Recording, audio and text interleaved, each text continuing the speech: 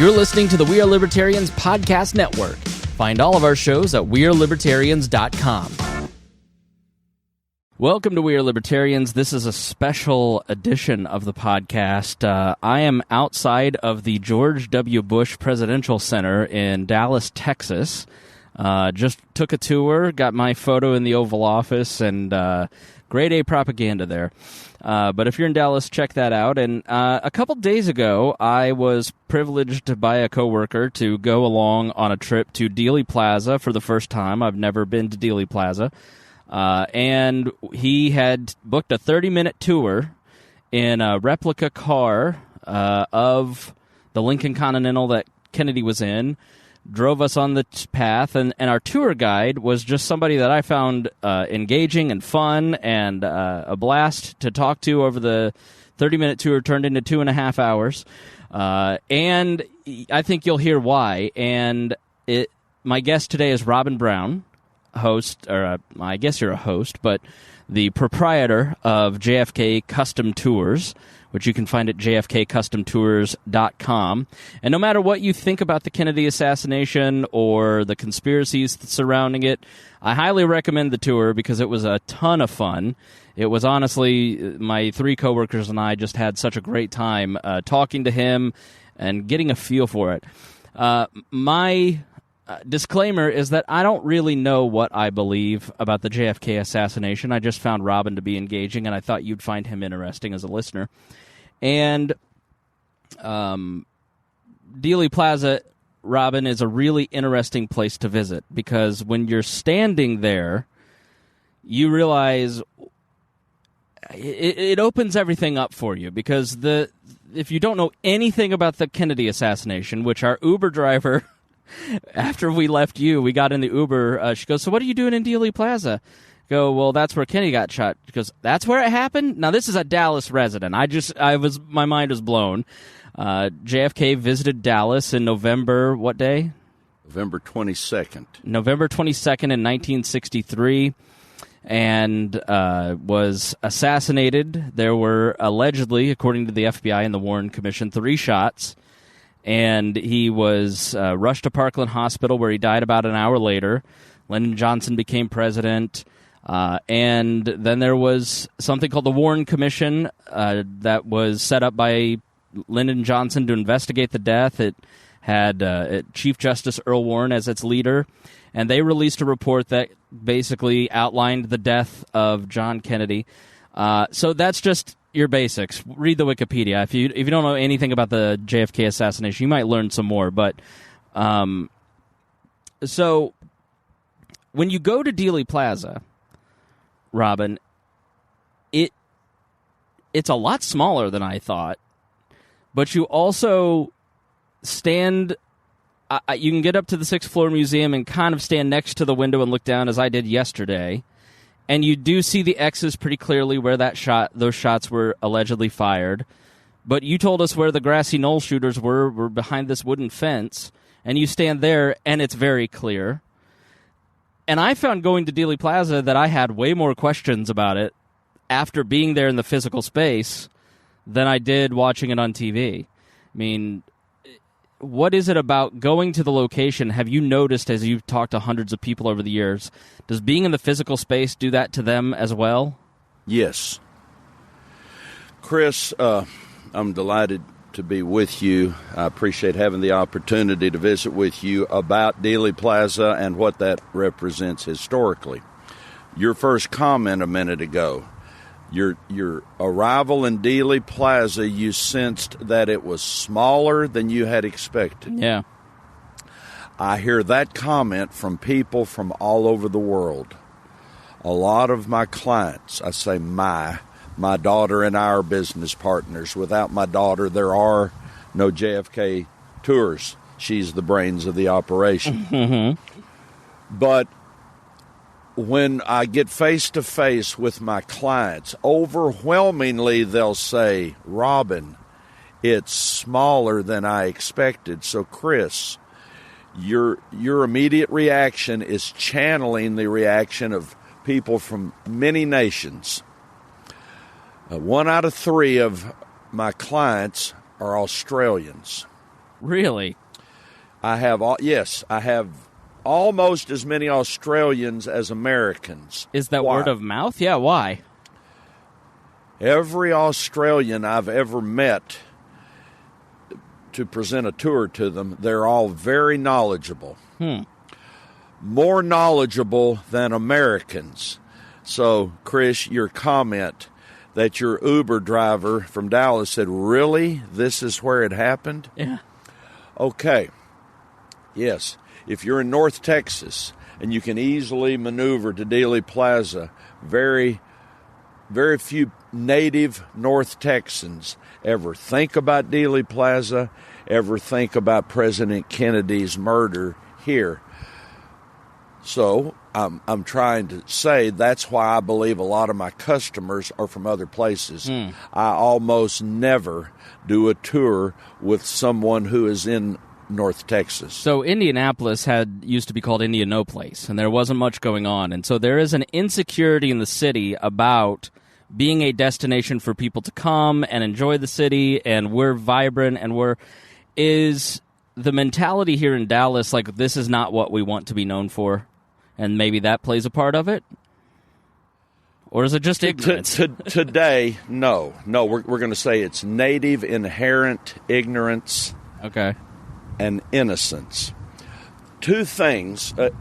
What you just said, Chris, is Dallas today haunted by the Kennedy murder? The answer is no.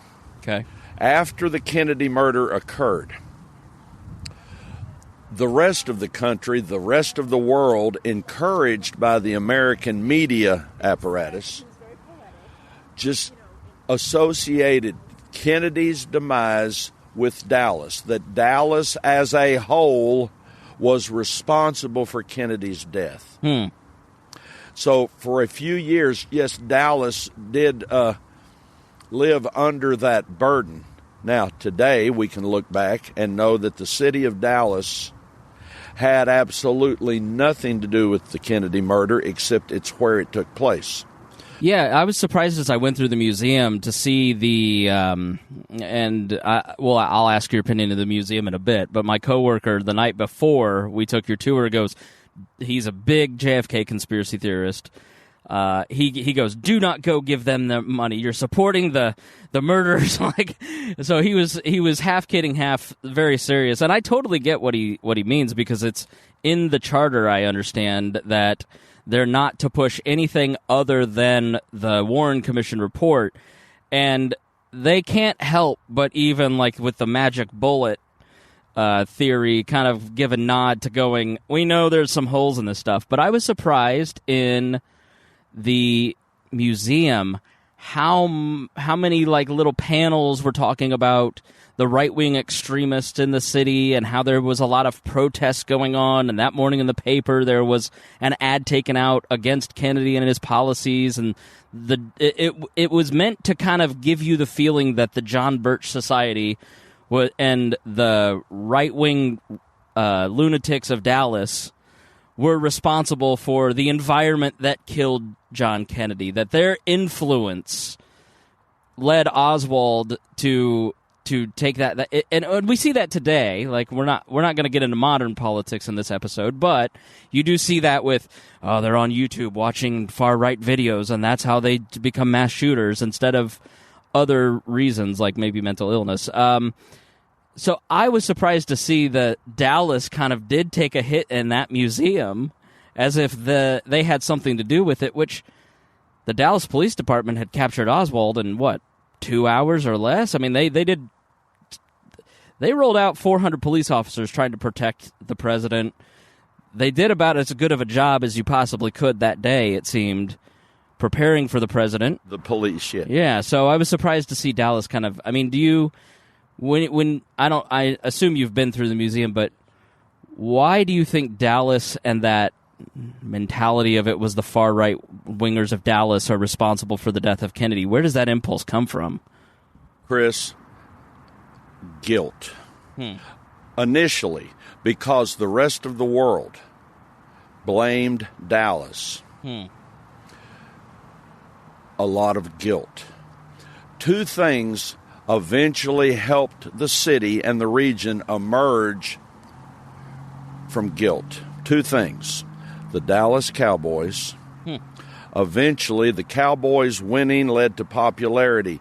Eventually, when the Cowboys become known as America's team, that excitement, that drama, helped bring Dallas out of the first few years after the president's murder of the guilt phase. There's no longer guilt in the citizenry of Dallas. You experienced at the Sixth Floor Museum, they're still perpetrating the guilt. But one more thing led to Dallas as a community being able to emerge and go beyond guilt. Right. J.R. Ewing. Really? The show Dallas. In 1978, when Dallas premieres and becomes, for years, the most popular show, not only on American television, but around the world. We know that today Dallas reruns are watched more around the world than they are even in the United States.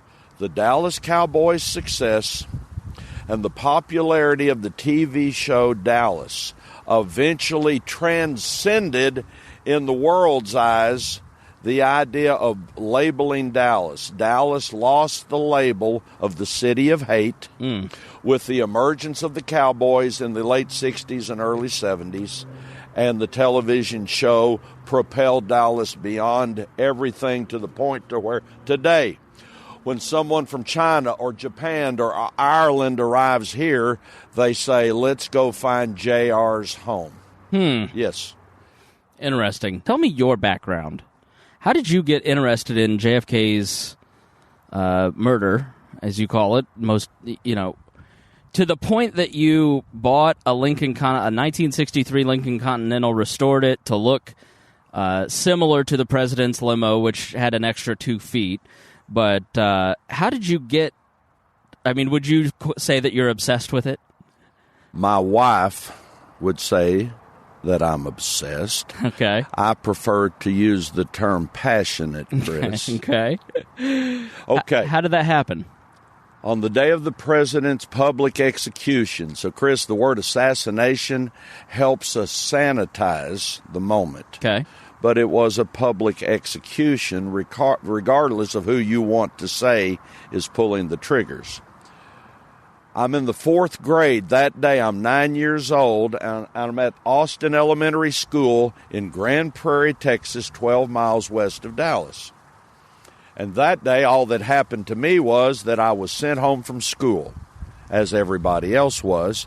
And for the next 5 days, I watched adults in my world huddled around a black and white television, watching the events of the aftermath of the president's murder. Now let's morph to the fall of 1973. I'm 19 years old, and I go to watch a movie named Executive Action. And the star of this movie is Burt Lancaster. Mm-hmm. I'm assuming there are members of your generation, Chris, who have heard of Burt Lancaster. He was the Kevin Costner of 60 years ago. Okay.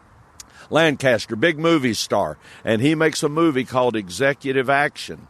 And in this movie, it is revealed that a high cabal of industry, finance, the military, the intelligence apparatus of our country, and big oil in Dallas wanted the removal of a sitting president and was willing to risk everything to carry that out. Now, that's the plot of the movie Executive Action. And it was Kennedy that the movie is about. I walked out of that theater. I was 19 years old, and I said to myself, I've been asleep for 10 years. And from that moment led to me diving deeply into resolving the Kennedy murder. Am I obsessed? You're free to call me obsessed. It has been a passionate part of my life. People assume that conspiracy theories happen years later, like the 9/11 conspiracies. There were a small portion of people who kind of believe that right after, but now, 20 years later, it seems to be an industry. Lyndon Johnson, J. Edgar Hoover, in the hours after Kennedy's murder, seemed to be obsessed by their own audio tapes and notes, and they seemed to be scared to death of conspiracies. That's why the Warren Commission was set up. It was almost, in kind of reading back in that period, it seems like it was widely accepted that you'd question the official narrative. That, I mean, so to hear a movie being made about it in 1973, I think younger people like myself would go, I can't believe a movie 10 years after was made like that. Because there's something you need to know about the movie. Okay. I'm sorry to interrupt you. No, go ahead. It's drawing sellout crowds. Right. In the fall of 73. Within 2 weeks of the movie's release, even though it's breaking box office records, the movie disappears from every theater in America. Really? Who would have the power to remove a movie that is making money from theaters? The financial industry. Yes, but it's unusual to remove a movie that is making money. That's a fair point. Yeah, what's your opinion on that? The forces that were in control of this country in November of 63 were still in control in the fall of 73. Mm-hmm. And as ugly as it is for some people to consider, the Central Intelligence Agency wielded much more power and influence in the 60s than they were designed to, and they still do today. One quick footnote going back to Kennedy. In the spring of 61, after the Bay of Pigs event, Kennedy famously said, I will splinter the CIA into 1,000 pieces and scatter them to the winds. Now, everybody at Langley knew the president said that. Mm-hmm. We know what eventually happened to Kennedy. To this day, Kennedy is the only American president who has ever taken on the CIA. Is that a coincidence? No. But no American president ever went as far as Kennedy to disassemble the Central Intelligence Agency. Yeah. I'd say Trump is trying to do it, and you see the whistleblower being a CIA agent in the Ukrainian situation, but he talks a lot. Kennedy had real power. So you see this movie, and you go, I've been asleep. What are your next few steps in wanting to investigate what happened? I start finding books that talk about the Kennedy murder. And there were books questioning the Warren findings as early as the mid-60s. 2 particular books. A book was released in 1966, 6 Seconds in Dallas. A book was released a few months later, Rush to Judgment. Now, the authors of those 2 books were 2 American citizens that rejected the Warren findings. What are the Warren findings? In September of 64, the Warren Commission releases the Warren Report to the public, and in that report, it is explained to anyone who's interested that one man acting alone overthrew the United States government by murdering Kennedy, and this person is a nut and a communist. That's the official explanation. Americans, once they read the Warren findings, millions of Americans rejected the explanation. Why? It's not believable. Mm-hmm. It is not believable. And millions of Americans rejected it and went out on their own to solve the murder. By the mid-60s, 65, 66, a few books are appearing.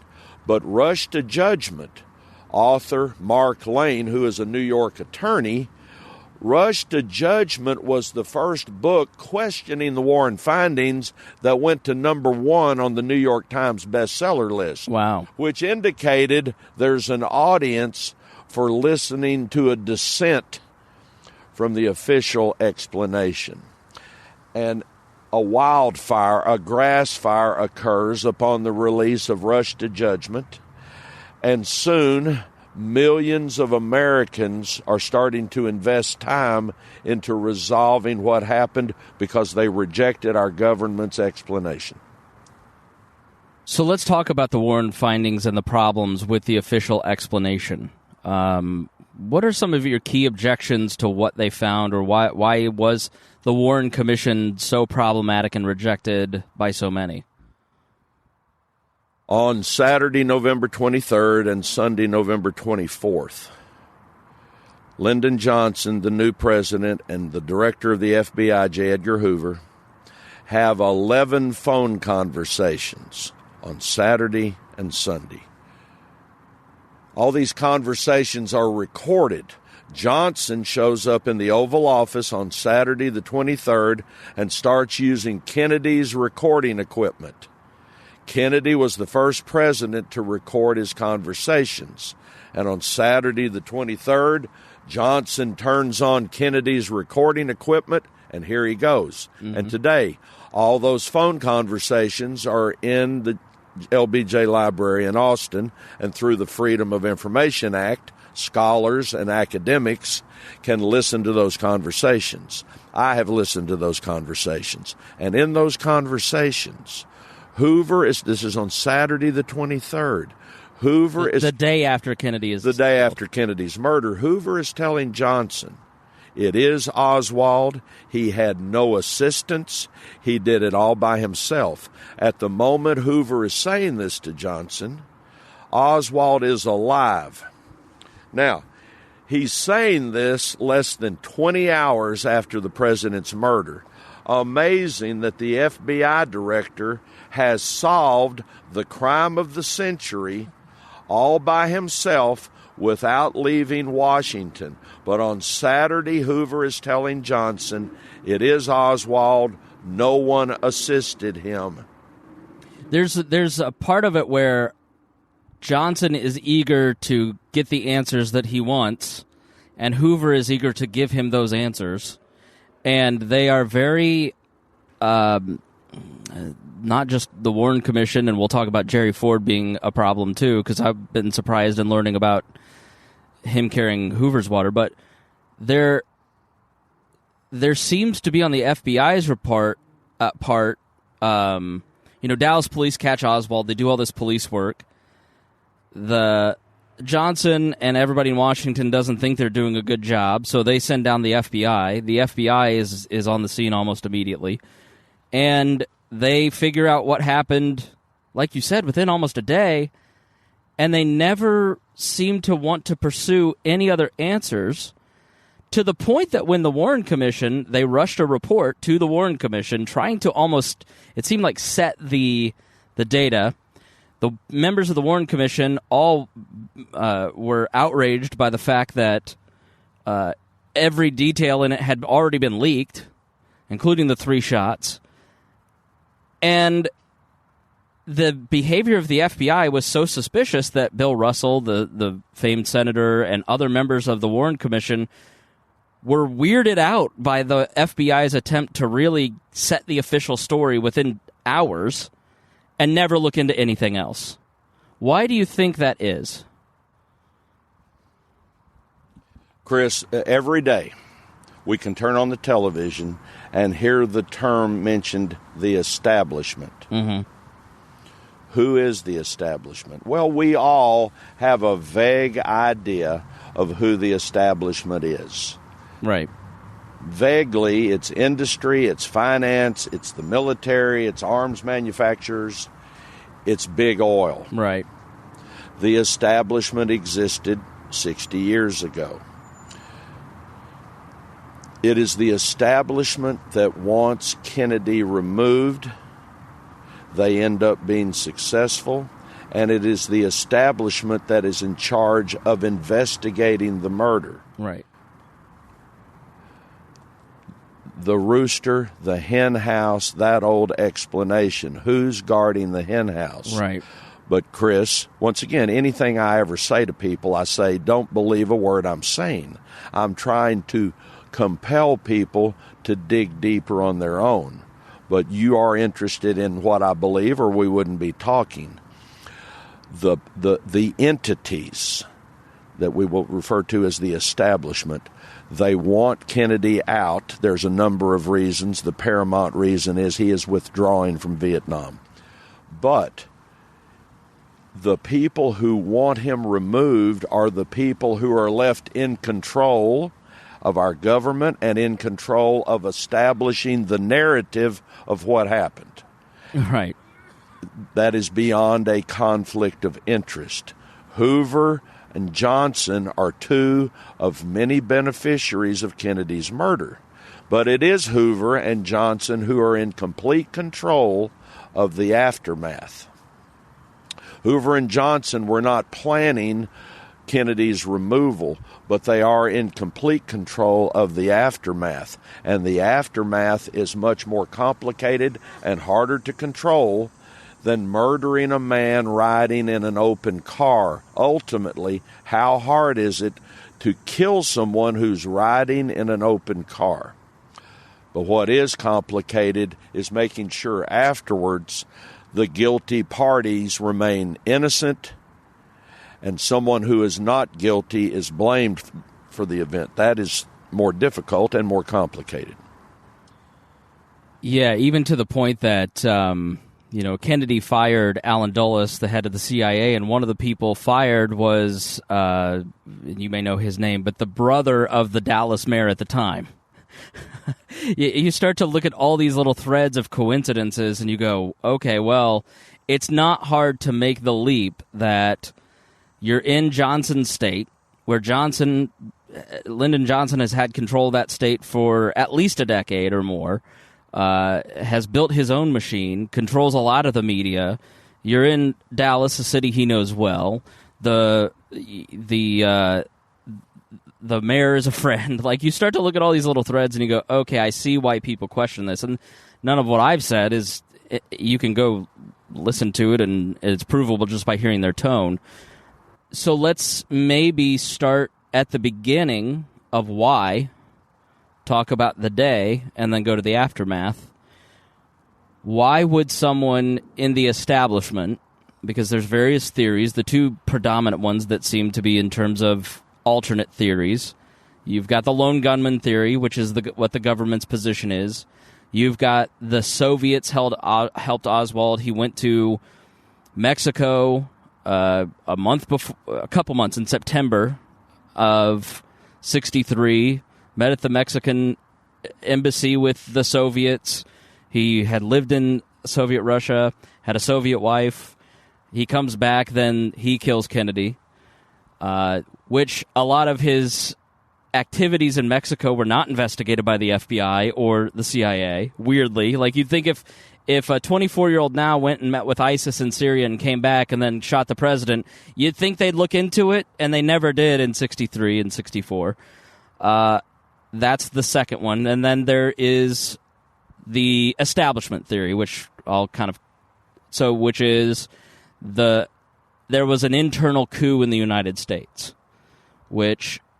why would Lyndon Johnson, Hoover, Allen Dulles of the CIA, formerly of the CIA at this point, bankers, people that are Americans that live in the United States, why would they want to get rid of John Kennedy? Kennedy is unique in the American political structure. In our system, most politicians come from humble beginnings. And many of our elected officials, as they ascend through the corridors of power, someone along the way helps that elected official. The people helping the politicians are people with money and power and influence. Now, we generally don't think about that, but that is a fact, and no one can argue or debate the fact that normally somewhere along a politician's path has money and power to help him ascend. The reason Kennedy is unique, Joseph P. Kennedy was one of the wealthiest men in America, and from the time John F. Kennedy first ran for Congress, 1946, until he is elected to the presidency, it is his father's money and power and influence that propels him eventually to the presidency. This is unique. Normally, politicians that ascend that far have someone behind them with money and power, and those politicians eventually are subject to those persons' wishes and desires. Kennedy reaches the presidency, and he is not owned. His thoughts, his motives are not motivated or controlled by anyone in the establishment. But let me push back on that, because isn't Kennedy the establishment? Isn't Joseph Kennedy the establishment at that point? Why is he different than a Dulles, a Hoover, a Johnson at that point? Or the people that they're subservient to? You're describing Dulles and Hoover. Allen Dulles, a career government employee who is the director of the CIA when Kennedy is elected president. You're talking about Hoover. You're talking about John Edgar Hoover, the director of the FBI, who, when Kennedy is elected in 60, Hoover has been the director of the FBI since 1924. You're talking about two men who have been firmly embedded in the government, in the establishment structure of our country for many years when Kennedy is elected president. You're correct today, Chris. Americans, my generation, your generation, think of the Kennedy family. Think of John F. Kennedy's family as the establishment, as the perfect example of the establishment. What I'm saying is, the establishment that exists today, industry, finance, big oil, the military, our intelligence apparatus, the establishment of today existed 60 years ago, but the faces have changed. None of the people that wanted Kennedy removed are alive today. But the entities that those people represented, those entities are still a tremendous force to be reckoned with. What I'm saying is, as Kennedy runs for Congress and then the Senate and eventually the presidency, no one in this political establishment in Washington assists him. It is his family's power and money and influence. Yes, we look at the Kennedys as the establishment, and today that might be a true statement. But in the 60 presidential election, the establishment in Washington, Hoover, we've been describing the director of the FBI, Hoover. We've been describing the director of the CIA, Allen Dulles. Let's use those two names as representing this larger cabal of the establishment. Okay. The establishment in 1960 is backing Nixon. And the establishment knows that Nixon is going to win. They know he is. But the junior senator from Massachusetts wins in the closest election in American political history. So from the moment that Kennedy is elected until 3 months later when he is inaugurated, as crazy as it may sound today, he is resented and he is disliked and he is looked at as the outsider compared to the Vice President Richard Nixon. Right, who was Tricky Dick Nixon. I mean, he's a fascinating American. To illustrate those points, I'm sure the Roman Catholicism of Kennedy, still our only Roman Catholic president, played a difference compared to WASPs like the Bush family. You may touch on the Bush family and their history briefly, because I think they're illustrative of what established power at the time looked like. And we're sitting outside of Bush's library, and you're looking at HW, and then you're looking at Prescott, and you look at their connection to the banking industry and setting up the CIA. You look at some of this and you go, okay, well, that's established power. I mean, is that a fair? Is the Bush family maybe a good guide in people's mind, in the listener's mind, for that? Yes. The Bush family, the Bush dynasty, the Bush political dynasty is on our minds. Here we are outside the front door of the Bush Library in Dallas. I believe George Walker Bush, the 43rd president, is probably one of the kindest human beings to ever be elected president. How did he get there? Because that name was magic and was gold when he ran. Why? Chris, I bet within your generation, I bet there's not 10% of your generation who knows the name of George W. Bush's grandfather. Right. Now, you readily just identified him as Prescott Bush. Who is Prescott Bush? Well, in the 1940s and the 1950s, he was a United States senator from Connecticut. Very powerful and influential man. He was the father of George Herbert Walker Bush. The Bush family and the Bush's influence, especially in the eastern United States, goes back generations. If you'll allow me, Chris, for just a moment to divert to another subject. Please. In the world of golf, if you're one of the best... For our non-Texas listeners, he meant golf. Sorry, Chris. It came out golf. But the term, the word GOLF is what I'm referring to. I'm sorry. You may hear people in the background and wind and stuff because we're sitting on a park bench. So I apologize to the listener, but you may pick it up. Very relaxed atmosphere we're in, Chris. Yeah, so in the world golf. In the world of GOLF, if you are one of the best amateur golfers in America, you will eventually compete against the best amateur golfers in England and Ireland. And that competition, which is held biannually, is called the Walker Cup Matches. And no one, I bet not 1% of America connects the Walker Cup amateur golf matches between the United States and Great Britain as being connected to the Bush political dynasty. Right. But in fact, George Herbert Walker Bush, our 41st president, his mother was Dorothy, and her maiden name was Dorothy Walker.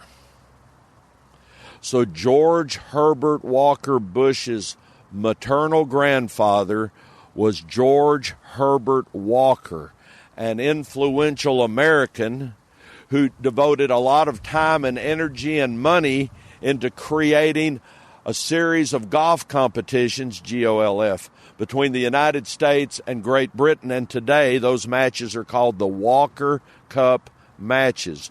I'm spending time talking about that, explaining that George Herbert Walker Bush had a maternal grandfather named George Herbert Walker, to explain that the family, through 41's maternal side and paternal side, are very, very well-established families in the northeastern United States.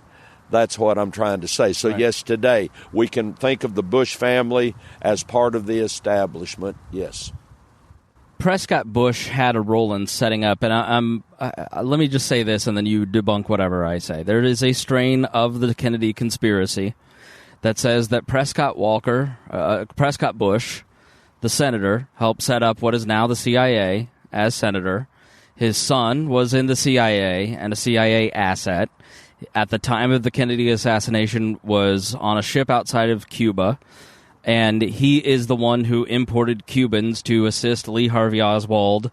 And basically, Herbert Walker Bush is the ringleader of the Kennedy murderers, and he was present that day. And that was all done as a way to you have him do this thing, and so now he can't talk about it, and they quote unquote establishment owns HW, and he goes on to be president and CIA director as a reward. What stock do you put into any of that wing of the Kennedy assassination?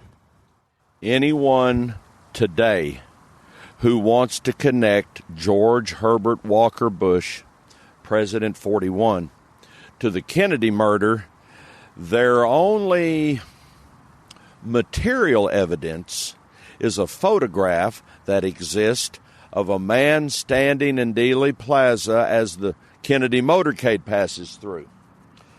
People who believe that George Herbert Walker Bush was involved in the Kennedy murder will point to this photograph, you can find it on the internet, and say, there he is. George H.W. many years was known as the only American who couldn't remember where he was on November 22nd, 1963. I do not know why the 41st president had trouble remembering where he was, but the photograph in question, I have studied it for years. This is just my opinion. That is not George Herbert Walker Bush in the photograph. And I do not believe George Herbert Walker Bush was involved in the planning or the removal of John F. Kennedy. But yes, in the 1950s and the 1960s, George Herbert Walker Bush, although he is a businessman and oil man by profession, he would occasionally do work for our government. And so you could say that George Herbert Walker Bush was a contract agent of the CIA. What's a contract agent? If you're a contract agent for the CIA, that doesn't mean that you show up every day at Langley, Virginia with a briefcase. It means that occasionally Americans, usually Americans with influence, are asked to do something for their country. And if you do, you would be a contract agent of the CIA. George Herbert Walker Bush was that. And as you know, I'm impressed that you knew that, eventually he served as director of the CIA. Youngest one in history. Yes. I do not believe George Herbert Walker Bush was involved in the Kennedy murder. You wanted my opinion. It took me 5 minutes. That's okay. To give you the opinion, Chris. No, I think it's relevant because it's when he passed away recently, it was all over kind of the libertarian social media world of let's not the Kennedy's killer, let's not honor him. So let's go back to Kennedy and his role as president. Maybe the best place to start is actually the Cold War, because I think understanding the Cold War and the military-industrial complex, as Dwight Eisenhower labeled it, and post-World War II business and companies basically that served during World War II, supplying arms and all that, I think that may be the best place to start. Can you kind of talk about why was Dwight Eisenhower complicit, but also concerned about what was called the military-industrial complex at that time? That's a good subject to discuss, connecting to the Kennedy murder. When the United States entered World War II, now remember, Churchill has been holding off the Nazis all by himself for 2 years. And he can't get Franklin Roosevelt to commit to getting involved. Well, he can't get the American people to get involved. So Franklin Delano Roosevelt does some shady stuff to supply military weapons, but he wants to get in. So just to clarify your point, I'm sorry to interrupt. Well, to disagree, Roosevelt does not want in. Okay. Now, we can agree to disagree. Okay. Roosevelt does not want in. December the 7th drags him in. Okay. But once he's in, now Churchill has a needed partner. Okay. On December the 7th, 1941, America has 180,000 people in uniform, and we are ill-equipped to fight a war. And we have no arms manufacturers, and we have no spies. But soon after December the 7th, I'm actually going to get to your point. No, unfold the history. Soon after December the 7th, Roosevelt identifies an Army general named William Donovan, and he tasked William Donovan with establishing a network of spies. We need intelligence. We don't have that. William Donovan is sometimes known as Wild Bill Donovan, and there are books written about Donovan's life. He's an American hero. Donovan soon approaches a Wall Street lawyer named Allen Dulles. The families are familiar. the Donovan family, the Dulles family are friends. Donovan, the Army general, recruits the Wall Street lawyer Allen Dulles into an agency that Donovan creates called the OSS, Office of Strategic Services, becomes our spy network in World War II. Eventually, Donovan sends Allen Dulles to Europe, and Dulles literally has control over all of our intelligence apparatus in Europe. Dulles is stationed in Switzerland. One of Dulles's chief deputies is a young man named Ed Lansdale, who will later be heavily involved in the Kennedy murder. Dulles got his start in intelligence work from Wild Bill Donovan. At the conclusion of World War II, so it has a good ending. Okay. The good guys win. And Allen Dulles comes home from World War II a war hero. In 1947, Harry Truman created the Central Intelligence Agency. In that year of 47, Truman is signing a document called the National Security Act. And within this document, Truman is creating three entities that didn't exist before. Truman creates, from signing this document, the Joint Chiefs of Staff, which will be a representative of each branch of our military reporting directly to a sitting president. The Office of Secretary of Defense is created from this document that Truman signs. And an agency that does not exist is created. The Central Intelligence Agency is created from Truman signing this document, and the elements left over from the OSS, Wild Bill Donovan's agency from World War II, those assets morph into the Central Intelligence Agency. And here's what Truman wants the Central Intelligence Agency to be: no more or no less than an information gathering arm that would report directly to the president. The FBI are our domestic cops. Truman wants the CIA to be our international cops. And that's all he wants, is for them to be an information gathering arm for a sitting president. And soon the CIA grows well beyond the bounds of what Truman intended. That's how we end up in 1953 when Eisenhower ascends to the presidency.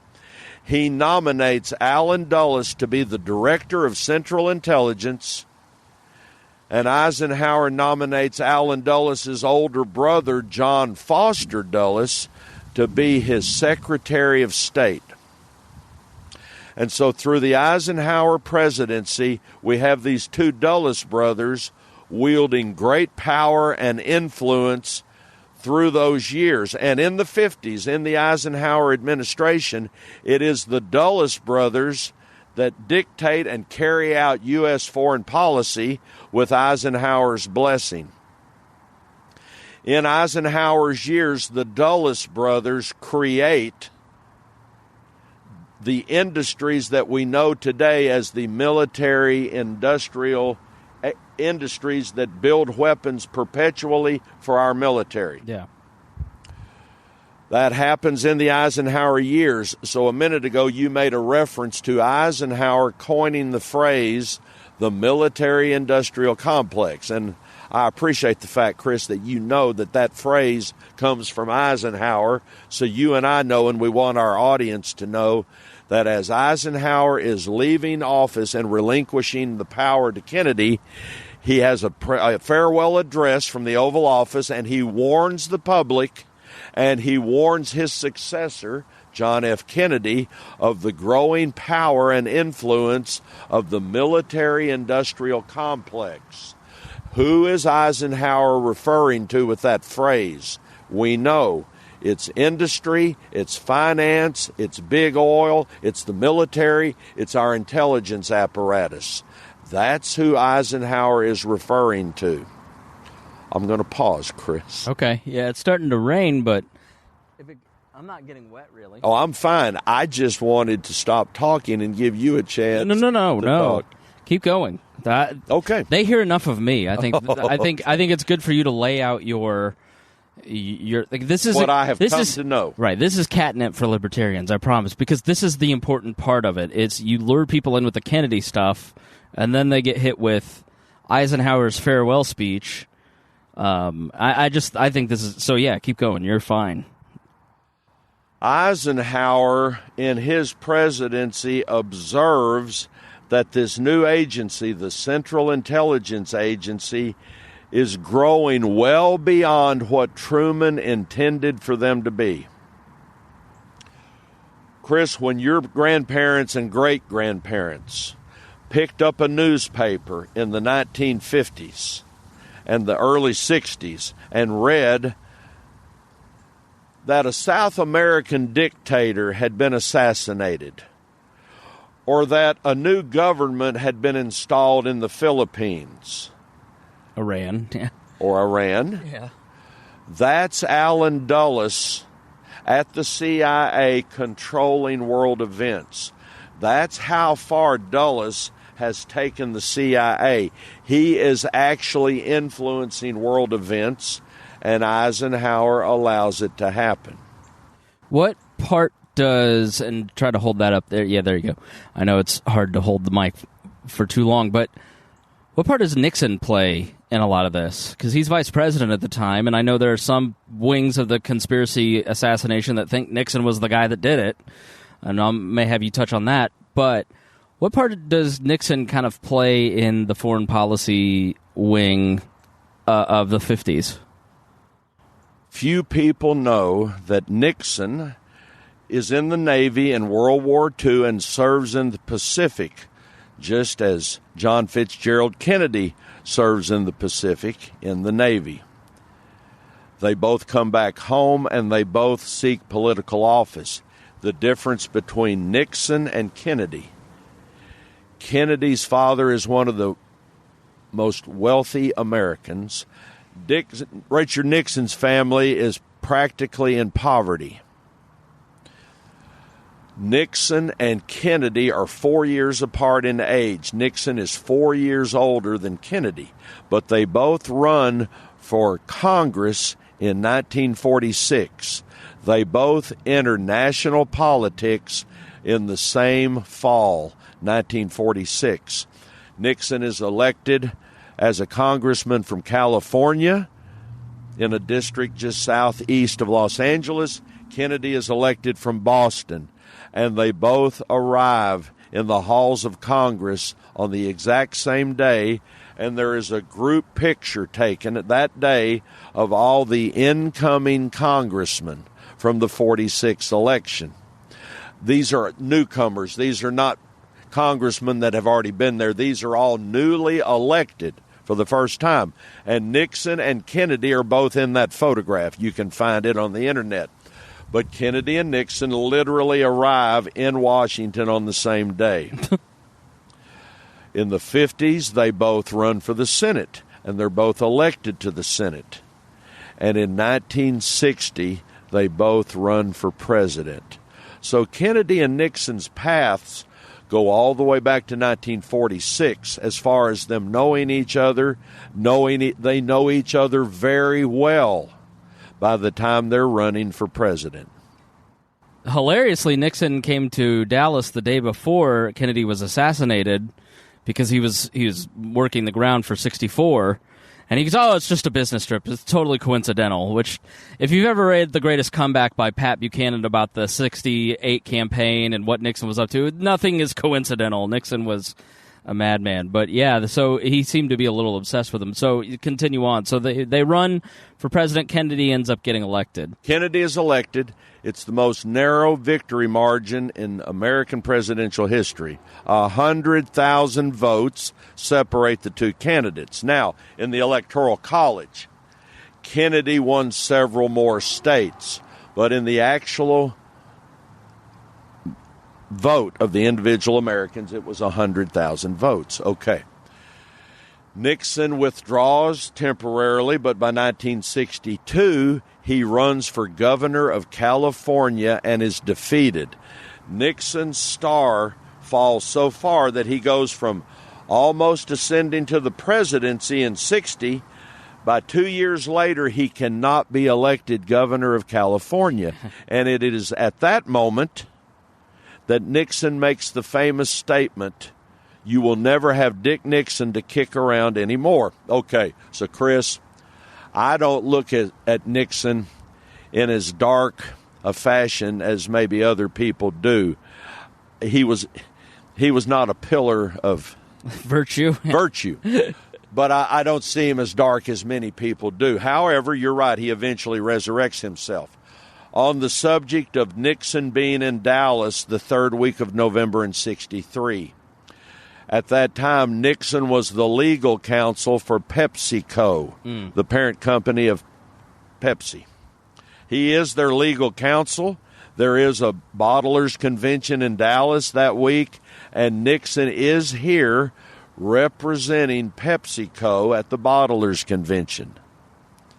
On the morning of November 22nd, Richard Nixon got on an airplane at Love Field and left Dallas an hour and a half before Air Force One arrived from Fort Worth. Wow. So Nixon and Kennedy were not on the ground at the same time, but in fact Nixon was in Dallas, Texas, November 22nd.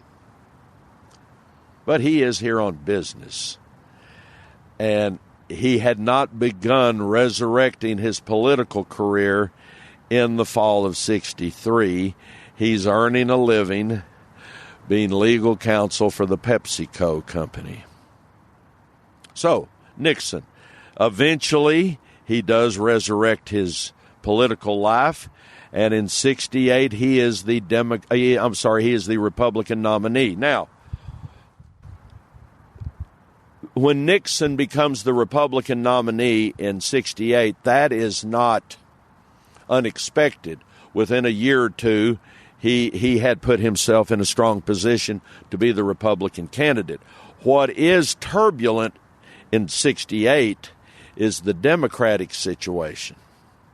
Lyndon Johnson ascended to the presidency, and he has a mandate.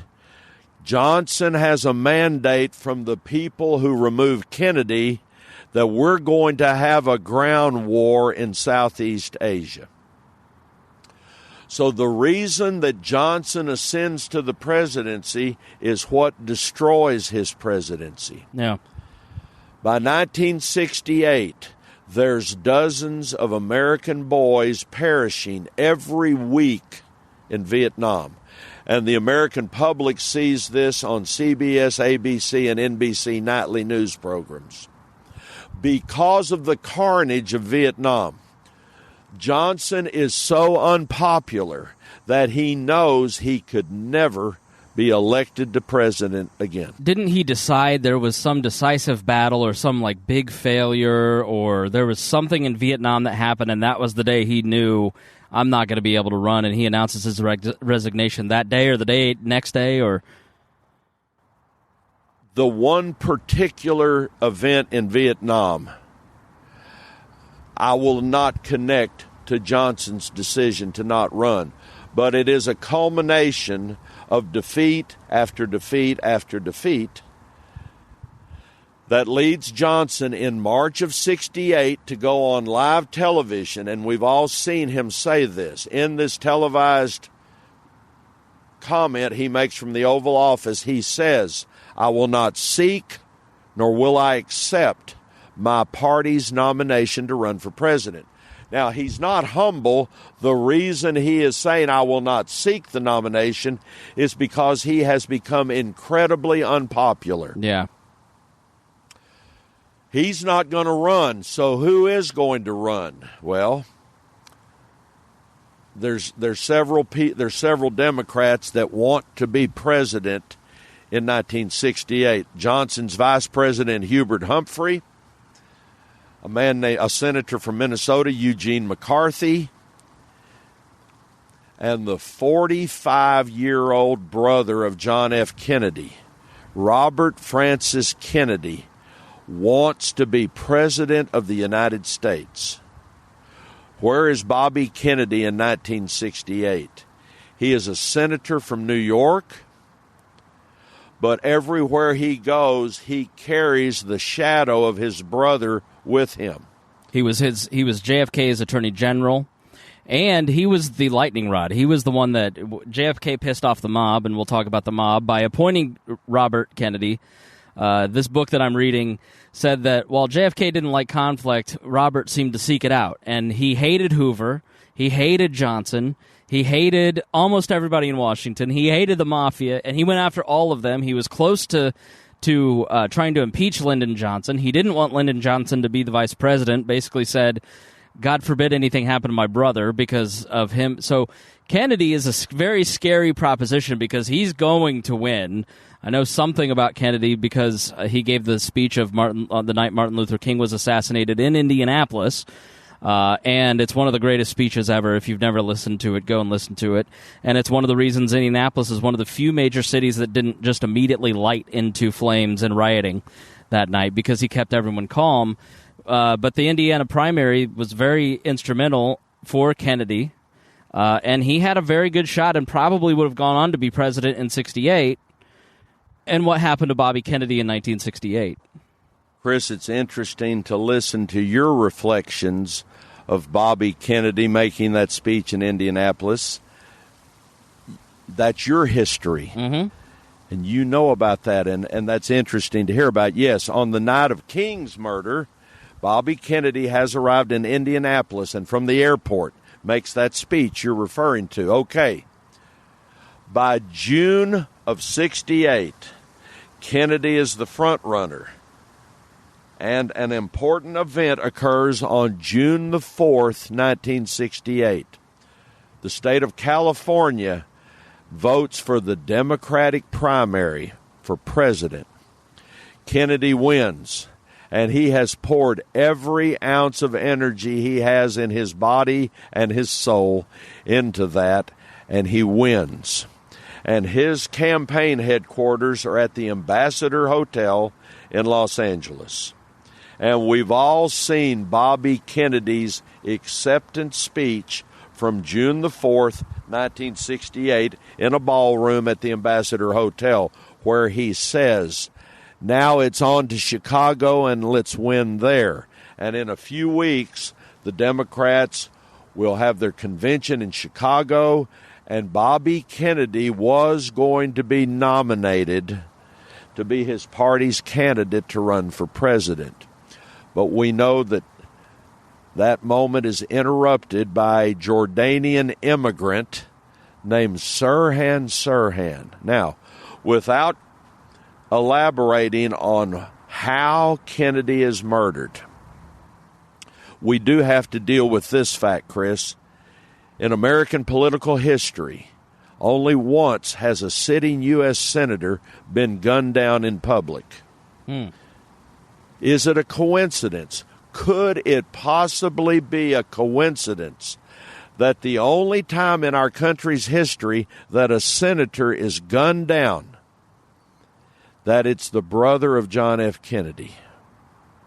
And I say that it is more of a stretch to say that is a coincidence than to embrace common sense and say, no, right, it cannot be a coincidence that only one time did someone want to murder a senator and carry it out. Okay, so that brings us to 1968 and why the Democratic Party's nominee was Hubert Humphrey instead of Robert Francis Kennedy.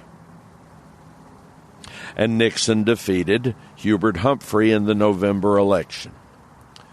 By the way, one thing that gets Nixon, even though Nixon is establishment, one thing that gets Nixon crossways with the Central Intelligence Agency in his presidency is that he almost immediately, once he's in the Oval Office, calls Langley and says, bring over everything you've got on the Kennedy murder. And there are some people who believe that the event that eventually brings Nixon down, which we know today as Watergate, that was a CIA-motivated and executed event to get rid of Nixon because he keeps saying, I want all the Kennedy files. Now, is that true? I can't prove that. Do the Kennedy files still exist at the CIA? There is a Kennedy department. Really? At the CIA.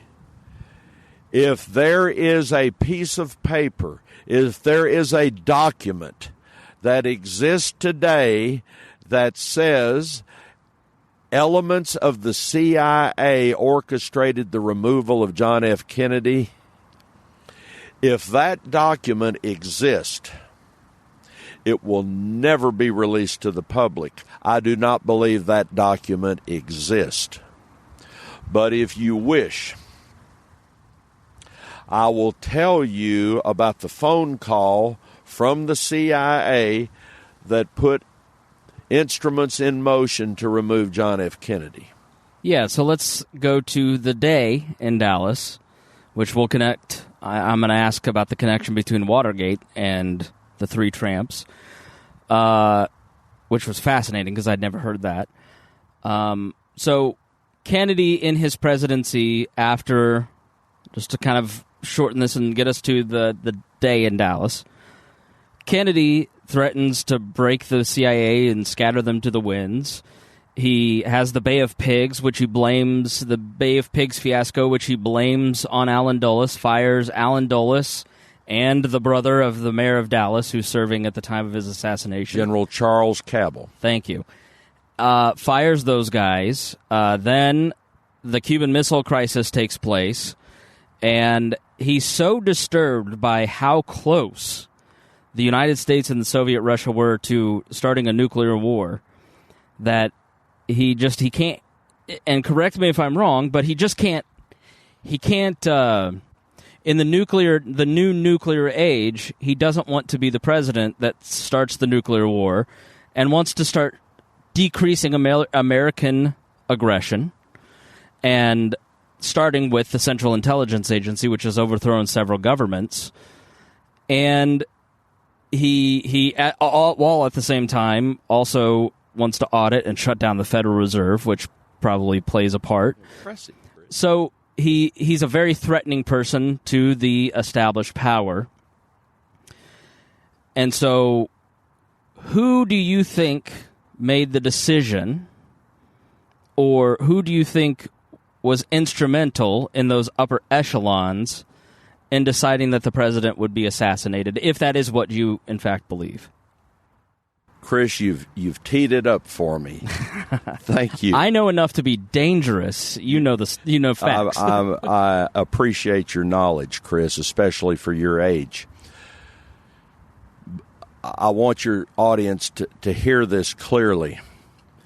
Today, anyone in the liberal establishment will speak glowingly of President Kennedy. Make no mistake, Kennedy was a pragmatist. Kennedy starts administering as a president as a conservative. He increased the defense spending budget. He cut taxes. He famously said, "A rising tide lifts all boats." Kennedy is administering with conservative thinking and conservative policies. So when you hear a liberal or a Democrat today embrace the memory of John F. Kennedy, they would certainly not embrace what his policies were. Okay.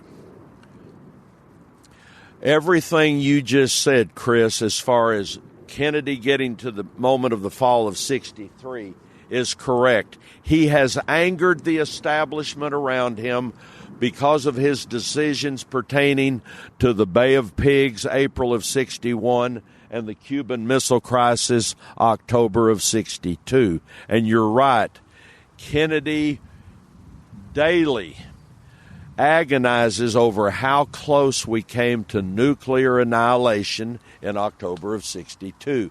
And he is determined to do everything in his power to make sure that never happens again.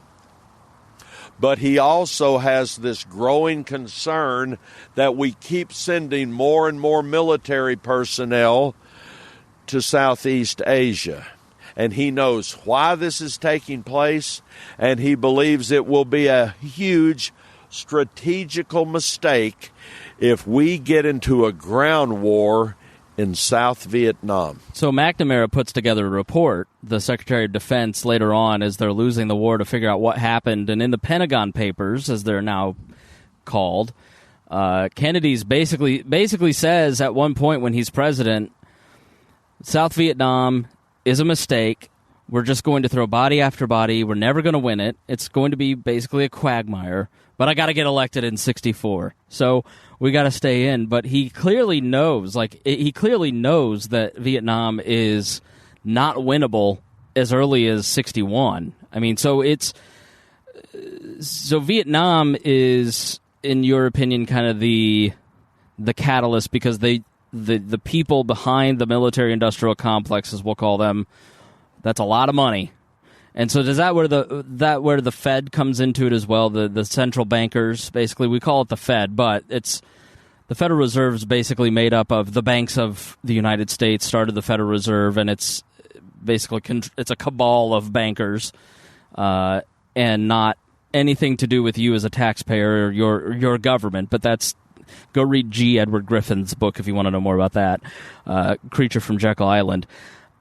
So Vietnam, in your mind, is kind of the reason that they assassinate Kennedy is because he's trying to get out of Vietnam.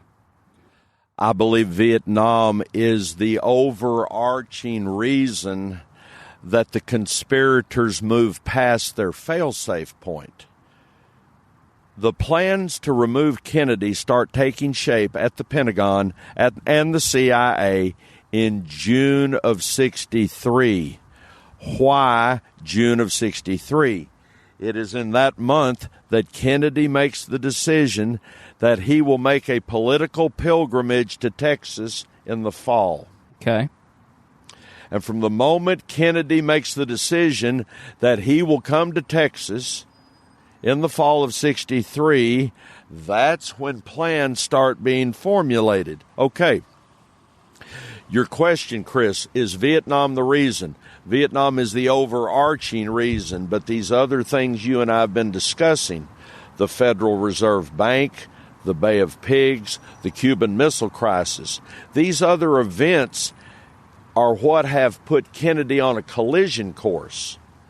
But all through Kennedy's presidency, the establishment intends to have a ground war that will require the use of mass conventional military weapons, conventional World War II type weapons.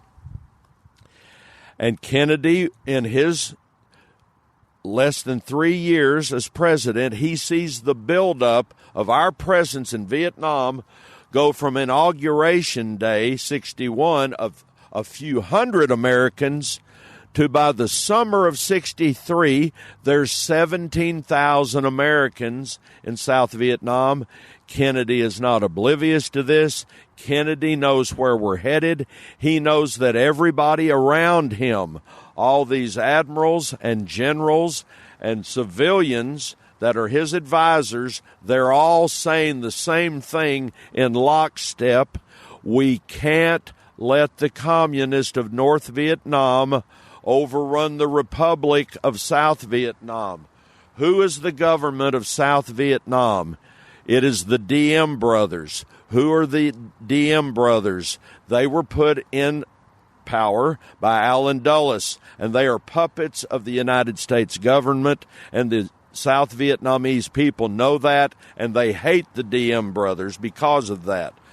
The reason Kennedy thinks it will be a huge mistake to get into a military conflict in South Vietnam is because he knows the Vietnamese people resent the Americans' presence and hate the Americans' presence. And he thinks eventually that will be something that we can't overcome.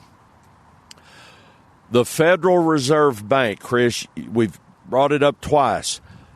In June of 1963, Kennedy signs an executive order. Look it up on the internet. Assume I'm making this up. So fact check me and look up on the internet Executive Order 11110, and you will see that in that executive order, Kennedy intends to defang the Federal Reserve. He wants to take our monetary policy back to gold. He wants to go from paper to the gold standard. Modern monetary theory back to the gold standard. Yes. Right. And everything he says in this Executive Order 11110 is his attempt to take power from the Federal Reserve and put the power in the government, in the Treasury Department. And this is the document that puts him on a collision course with a new enemy, the Federal Reserve Bank.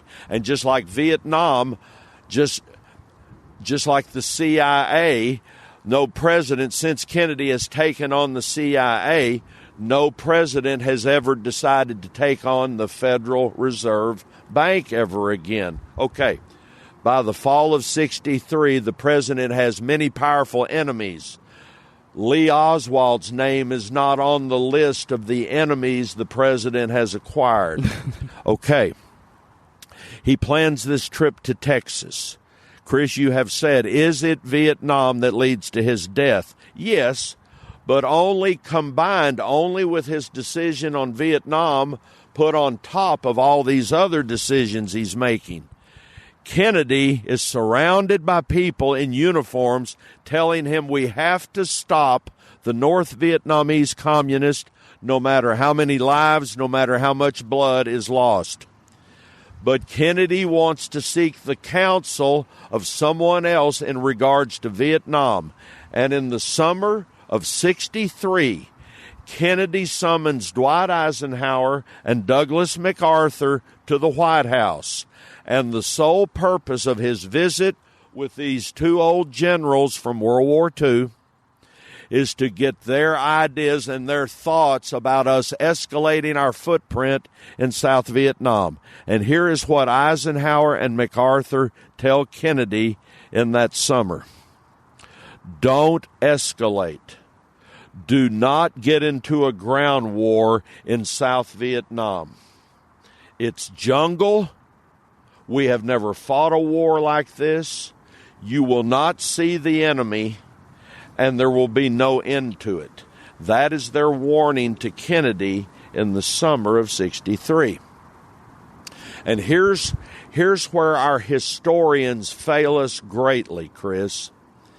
You can turn on the History Channel today or the Discovery Channel today, and there might be a documentary you can watch on either Kennedy or Vietnam. And in those documentaries that we watch today, you will see well-regarded, highly esteemed historians, presidential scholars look into the camera and say, we'll never know if Kennedy was going to escalate in Vietnam because he died. We'll never know. Well, this is criminal. Those historians that are saying that today, they know that's a lie.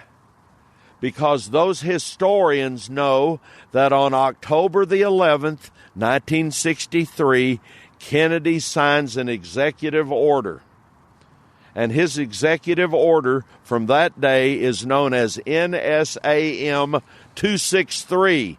When an executive order has to do with military involvement, it's known as an NSAM, National Security Action Memorandum. Kennedy signs NSAM 263 on October the 11th. What is in Kennedy's document? It's there for us to look at today if we wish to.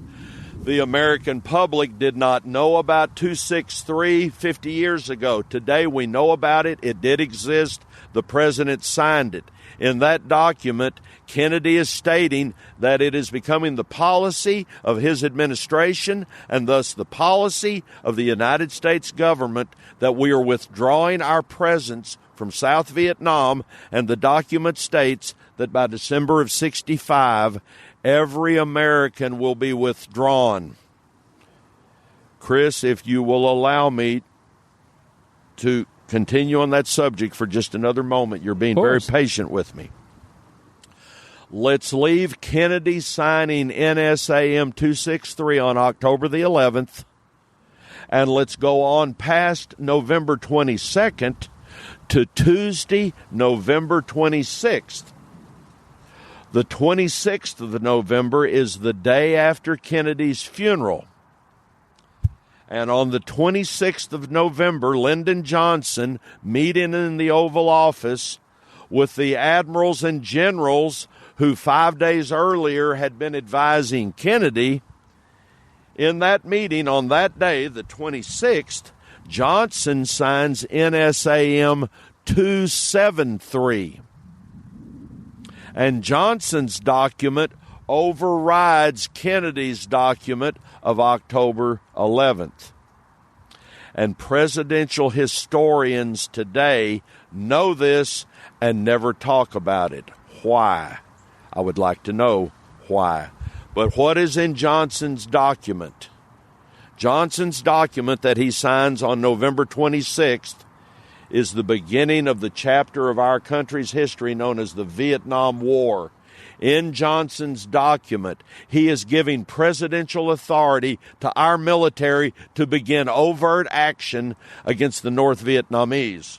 And Chris, you probably already know this, but I want your audience to know this. The results of Johnson's document on November 26th are this. Between 1964 and 1975, 10 million Americans are airlifted to South Vietnam. Nobody thinks about that today. Few Americans even know it or want to consider it. But look it up. Fact check me in case I'm making this up. In that 11-year period, 10 million Americans are airlifted to the peninsula of Vietnam. Now, we cannot calculate of those 10 million Americans, the parents, the aunts, the uncles, the brothers, the sisters, the wives. But we can calculate that 10 million military personnel are airlifted. There's some more things we know. In 1959, Bell Helicopter is about to file for bankruptcy because nobody is buying helicopters in 1959. But we know that between 1964 and 1975, Bell Helicopter produced 20,000 Huey helicopters. And in that 11-year period, Bell Helicopter experienced their greatest growth and the greatest profits in the history of their company. I'm using Bell Helicopter as a microcosm of the military-industrial state. Right. There's more things we know. Almost 59,000 Americans perished in Vietnam and were returned home in coffins. We cannot calculate how many Americans were directly affected by Johnson's document on November 26th. But remember, Johnson doesn't sign that document unless November 22nd happened. Right. So, Chris, I'm going to pause for a minute. You got a very annoying fly. You've done a great job. And if you want to stand up and just stretch your legs a little bit, I understand. This bench is not the most comfortable. I think just going through the Bush Museum and walking through there, it's kind of cool to see the bullhorn and some of the artifacts and some of the things from 9/11, like his speeches and documents that he signed and pens he signed it with. And it's neat to see, like, the stuff that was memorable at those times. But you get to the Iraq part, and if you're an informed person, or you lived through that period, or you remember the debates leading up to Iraq, if you didn't know anything, and all you did was you knew nothing about Iraq, you knew nothing about Afghanistan or 9/11, you'd look at George W. Bush's presidency and the wars that followed 9/11, and you'd think, wow, democracy really flourished under the Bush administration. Like, the driving message of the foreign policy piece of this museum is what George Bush wants you to know about his presidency. The good parts. You know, all these kids can read because of No Child Left Behind. You know, these presidential museums or the Sixth Floor Museum or anything that is basically a government-run museum, it's always what they want you to know, and it's the part that is most beneficial to them. And once documents get released, then it shades in a lot of stuff. So you asked why, and I think a lot of it is because this is the piece that we fought in Vietnam because we were trying to prevent dominoes from falling, the domino theory that you had all of these countries who needed democracy, needed freedom. They were under the tyranny of communist regimes, and we were going to stop them.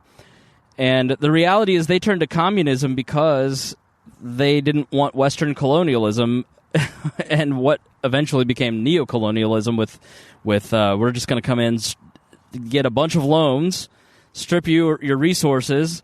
You're going to pay us these loans. We're going to take your resources, and you get debt in return. Like, that part is left out. That's like secret knowledge that conspiracy theorists think. So, like, a lot of this stuff that you're talking about with Vietnam, now, if you watch Ken Burns' documentary on Vietnam, I recommend all 9 parts. It's really well done, and it doesn't hide a lot of the truth.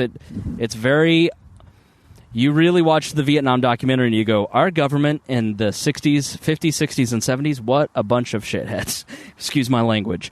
Like, you just go, you guys knowingly sent 59,000 men to their death for no reason. You knew from the beginning that this war wasn't going to mean anything.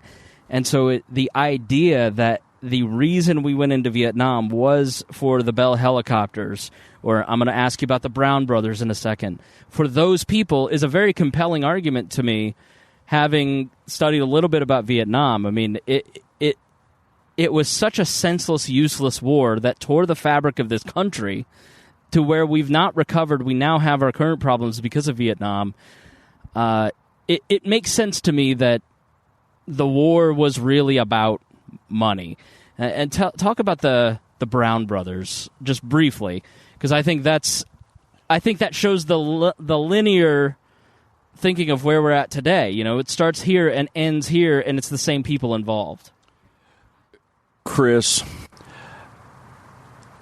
your audience needs to know that you and I have gotten to know each other over the last few days, and you and I have had previous conversations, and you're helping me to get to some points that you want your audience to know. So thank you for guiding me. Okay, when Chris and I met a few days ago, we eventually got to the topic of who benefits once Vietnam actually becomes this enormous event in our history. Who benefits? That's what we need to know. In 1965 and 1966, hundreds of millions of dollars of government contracts were awarded to a construction company in Houston by the name of Brown and Root. That company is owned by 2 brothers, the Brown brothers, George and Herman Brown. Who are George and Herman Brown? Well, all through Lyndon Johnson's political life, dating back to 1937 when he first ran for Congress, the Brown brothers had been heavy financial contributors to Lyndon Johnson's political campaigns. They're very loyal to each other. Okay, look, that was the background I wanted your listeners, Chris, to have about who is this construction company, Brown and Root, and their owners, the Brown brothers. Dear friends of Lyndon Johnson, heavily engaged in all of his political campaigns. So these government contracts awarded in 1965 and 1966 to Brown and Root. What is Brown and Root charged with doing?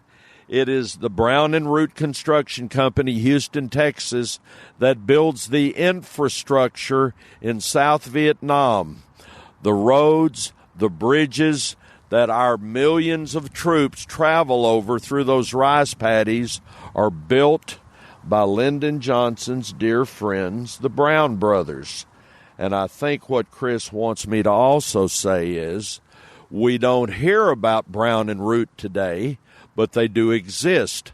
They are a subsidiary of a larger company that absorbed them some years ago, and the parent company of Brown and Root today is Halliburton. And I know Chris wanted me to say that. Yes. And what does Halliburton do now? And why were they so controversial during Iraq? Do you know?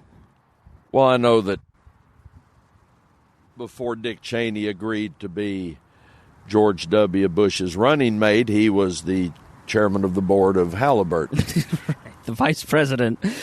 And he resigned that position to return to political life. And I know that Halliburton was heavily involved and achieved heavy profits during the Iraq War. So, anyone listening to us, Chris, and I'm assuming your audience is going to be a little more knowledgeable than most audiences. They're brilliant people. Excellent. I'm yes. glad to know. Very intelligent people. Chris, I'm going to sit up a little straighter now. Okay.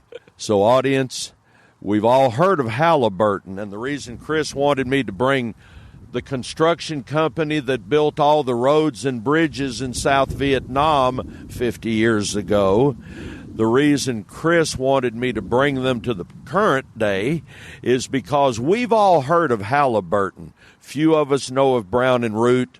We've all heard of Halliburton.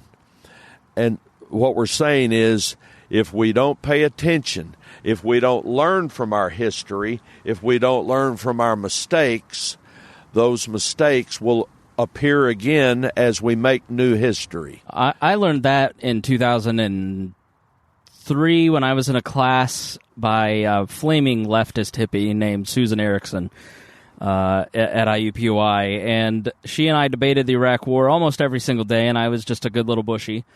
And I just, hook, line, and sinker was like, we need to do this. I've since come to realize how wrong I was. And she goes, who do you think she goes, do you think Vietnam was a mistake? Yes, I do. Okay, well then, why do you think Iraq would go better? I go, it's different people. She goes, it's not different people. Go look at Wikipedia at the career of Dick Cheney and Donald Rumsfeld and Paul Wolfowitz and John Bolton, and you go, oh, it isn't different people. It's the same people. And so the way that politics generally works is that friends who are connected together kind of rise together and then help their friends out as they become president. I mean, Lyndon Johnson flat out says when he's appointing him to the Warren Commission, I owe you everything, and now that I'm president, Bill Russell, I'm a Bill Russell acolyte, and I'm going to do a lot for you, and so I need you to do this for me. I mean, that's how politics truly works. It's not what you see in the museums of this is for a greater cause and I have a charge to keep and this is public service. It's really about helping you and your friends get rich off of the dimes of the people listening to this podcast. But everybody listening is going, okay, we get it. Get to the assassination part.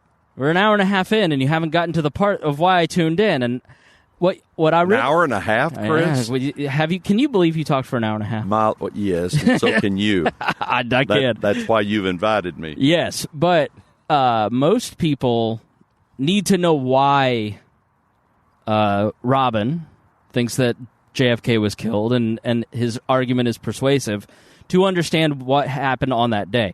The idea of just one random nut job, maybe people assign conspiracies because they can't handle the randomness of one nut acting alone, and that's too chaotic for our brains. Maybe. But when you look at the things that he's talked about in the lead-up, you go, okay, wow. All right, so a lot of that is convincing. So let's get to the actual day. Let's go back to the question of who are the decision-makers, how was it put into motion, why Dallas? Let's talk about the immediate lead-up and those 2 months going, who's involved and why, and how does it take place? Chris, I think we've done a fairly decent job of explaining who the establishment was in 1963. But is it like Lyndon Johnson calling Hoover, and they're getting lunch at a restaurant, and they're like, let's take Kennedy out? I mean, how does something like that, in your opinion, come about? I mean, is there any evidence to say these are the decision makers? I guess is maybe a more specific question. Chris, you want me to go to one phone call. Okay, I'm ready. But I think we have done a good job of identifying who the president's enemies are. Shortly after the president decided in June of 1963 that he's going to make a political trip to Texas in the fall to kick off the 1964 campaign. Soon, a man at the Pentagon, an Air Force general named Edward Lansdale, gets a phone call. Now, before I tell you about the phone call, who's Edward Lansdale? In World War II, he's in Europe, he's in the OSS, and his immediate boss is Allen Dulles. Later, Edward Lansdale is an Air Force general at the Pentagon. And in the 1950s and the early 60s, when Allen Dulles wants a certain third world dictator assassinated or a certain third world government overturned, Dulles is a man in a suit. How does he overthrow a government? He needs military assistance. And he turns to his old assistant from World War II, Edward Lansdale, who runs a department at the Pentagon known as Black Operations. What do they do in the Department of Black Operations at the Pentagon? They overthrow governments at the behest of the director of the CIA, Allen Dulles. Remember, Dulles and Lansdale have worked together all the way back to World War II. When Kennedy makes his decision that he will come to Texas in the fall, Lansdale gets a phone call. And I imagine, audience, that Chris is going to make me tell you who calls Lansdale. And how do you know? How can I prove this? When Lansdale finally receives this call, the person on the other end is a high-ranking official at the CIA named Richard Helms. We've all heard of Richard Helms. Eventually, Richard Helms ascended in the 1970s to be director of the CIA. But in 1963, Richard Helms is the deputy director of plans.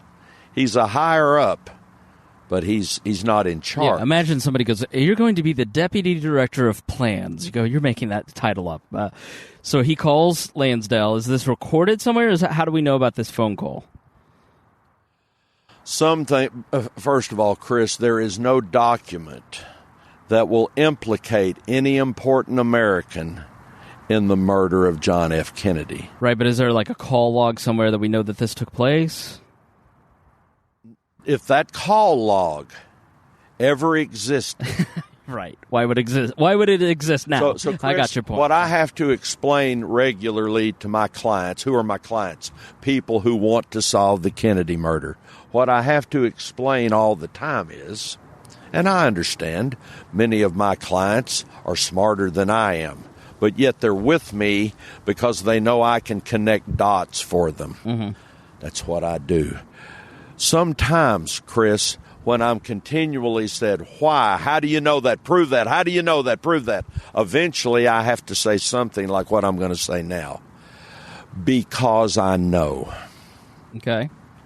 It's my job to know, and I know. Yes, it's great if I can have concrete proof. But I believe because of what eventually took place, that Lansdale gets that phone call. It is Helms, and I'm going to paraphrase because I cannot produce that phone conversation, of course, Chris. Right. I'm going to paraphrase. Helms tells Lansdale, we're going, we need a plan. And if that conversation happened, I'm asking you to take what I think is not a large leap, but a small leap, and go with me on this, that conversation occurred. What that means is at that point, the cabal, you gotta hold it. The cabal, right. The deep state has turned to someone to carry out this assignment who overthrows governments regularly. They've turned to Lansdale. This is the man that knows how to do this. Mm-hmm. Okay. How can I say this to you with confidence? Chris, let's go back to Fletcher Prouty. You are currently reading a book of retired Air Force Colonel Fletcher Prouty. Evidently, you're interested enough that you're reading one of his books. He has published 2 books. He is deceased, but in his life he published 2 books concerning the Kennedy murder. Who is Fletcher Prouty, this Air Force colonel, in 1963? He is Edward Lansdale's chief deputy in the Black Ops Department. If you will refresh yourself with the movie JFK, and when you get to the scene where Jim Garrison, played by Kevin Costner, is walking through the mall in Washington with a man in a black hat and a black overcoat, played by Donald Sutherland. In that scene, Sutherland is playing Fletcher Prouty. Why is Prouty important? Because Prouty is Lansdale's chief deputy.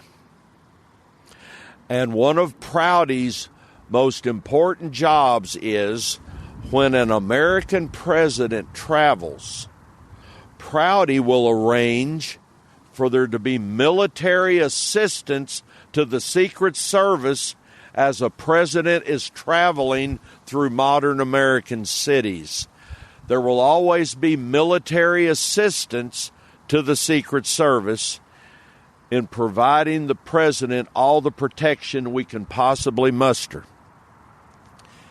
And in the fall of '63, Edward Lansdale at the Black Ops Department at the Pentagon dispatched his chief deputy, Colonel Fletcher Prouty, to be a military escort and accompany some congressmen to the South Pole to inspect a new U.S. military installation there.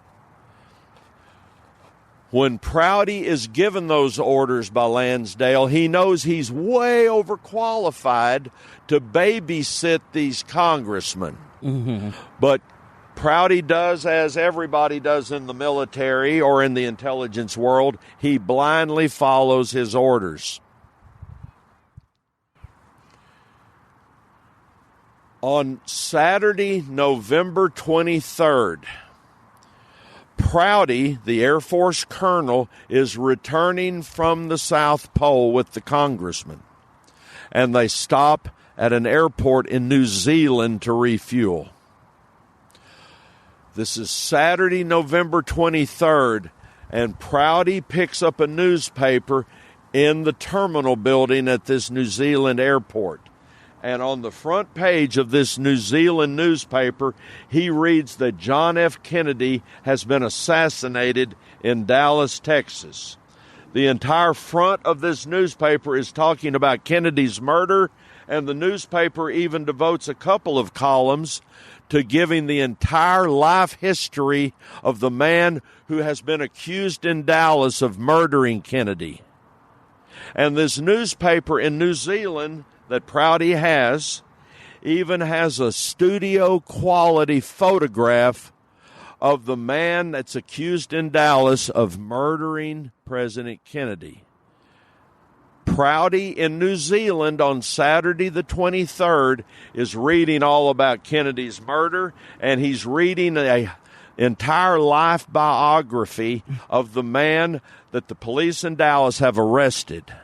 And I think for context, before you reveal the punchline, as we say in the comedy world, think about school shootings or Vegas, and think about how many days it takes in the modern era with Twitter and photographs of everything and everybody.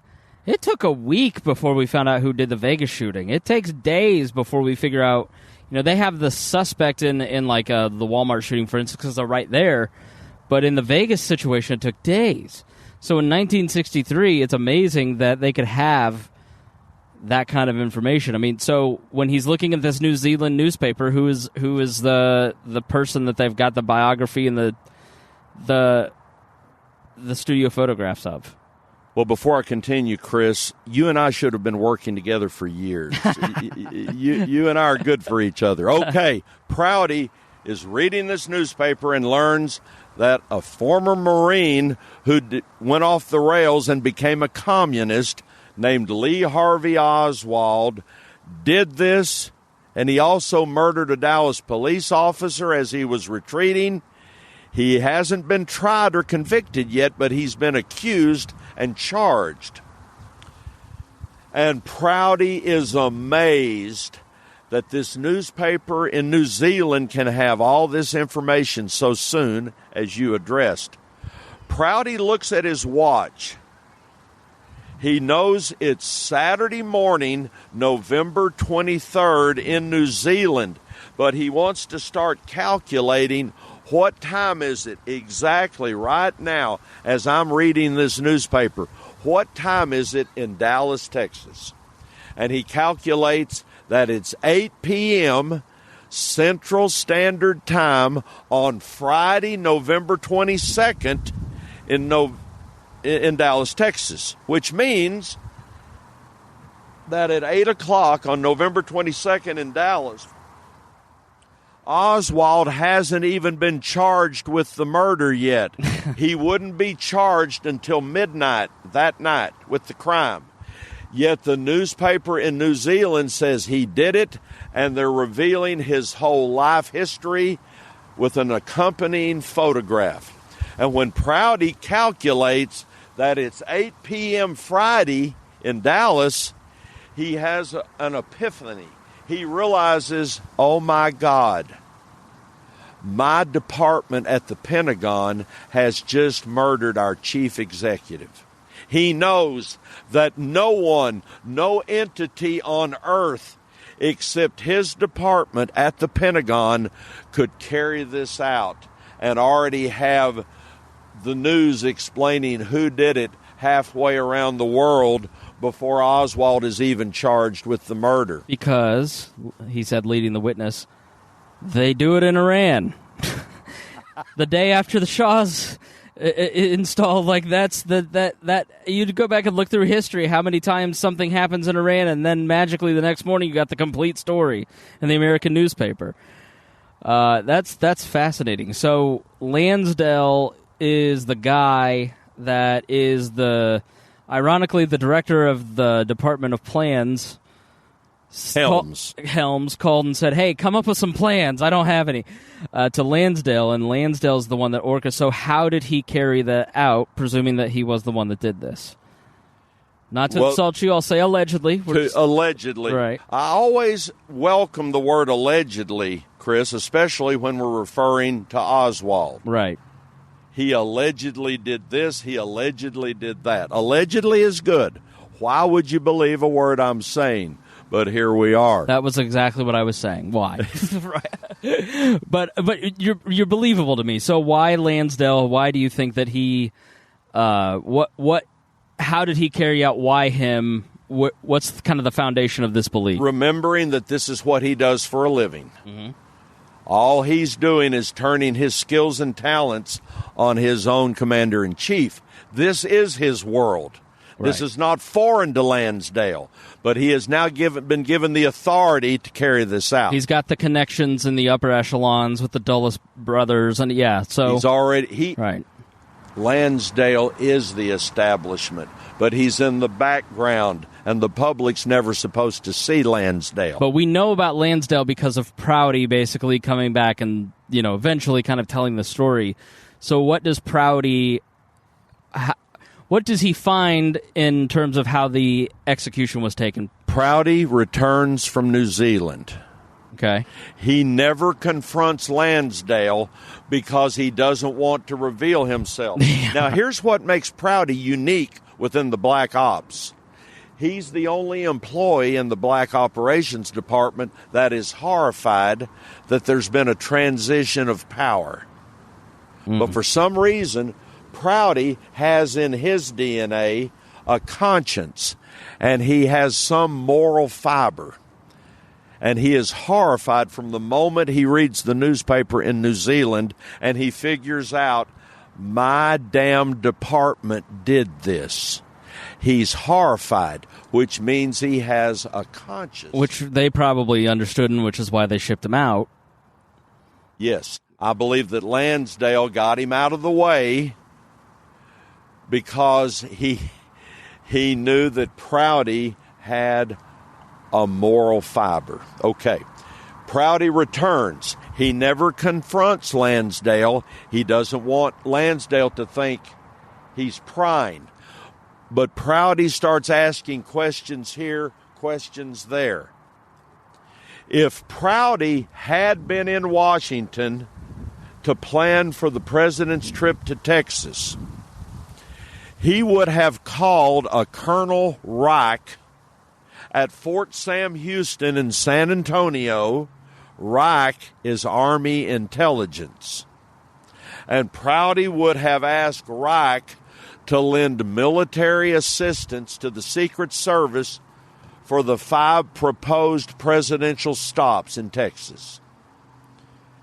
And if Prouty had been allowed to do his job and to contact Colonel Reich, anyone in the 5 Texas cities would have sensed a strong military presence as the president was driven through those cities. But none of that happened. Yeah. The president's protection, the president's security was greatly scaled down for this Texas trip. Who had the power to do that? We're talking about the people that had the power to do that. Right. Prouty calls Reich in San Antonio. Now, this is in early December. And Reich is furious with Prouty. He's furious because Reich got a phone call from someone at the Pentagon and said, you will stand down on the president's trip. Military assistance will be coming from another base. The president is murdered in Texas on Colonel Reich's territory, and he's furious. And he launches himself into Prouty and says, you've set me up. This happened to me on my turf, on my watch. And Prouty has to explain to Reich, this is the colonel in Texas and San Antonio. No, you got to understand something. I wasn't here. Okay. Prouty realizes someone in his department arranged for there to not be any military assistance for the Secret Service on the Texas trip. And you and I both know this because you've been reading about Prouty. Prouty resigned his commission in the summer of '64, went into civilian life, and he spends the rest of his life studying the Kennedy murder. This will lead us back to November 22nd. You know, and I know, that there are a series of photographs. You can find them on the internet. Anyone in your audience can, the moment they wish, go on the internet and find a series of 7 photographs of 3 men known as the 3 hobos in Dallas on November 22nd, '63. And Wikipedia has it as the 3 tramps. So if you look it up on Wikipedia, that's... I'm sorry. No, my it's okay. terminology was wrong. Why do I want us to talk about the 3 tramps? These are men who were pulled off of a railroad boxcar behind the grassy knoll in the moments after Kennedy was murdered.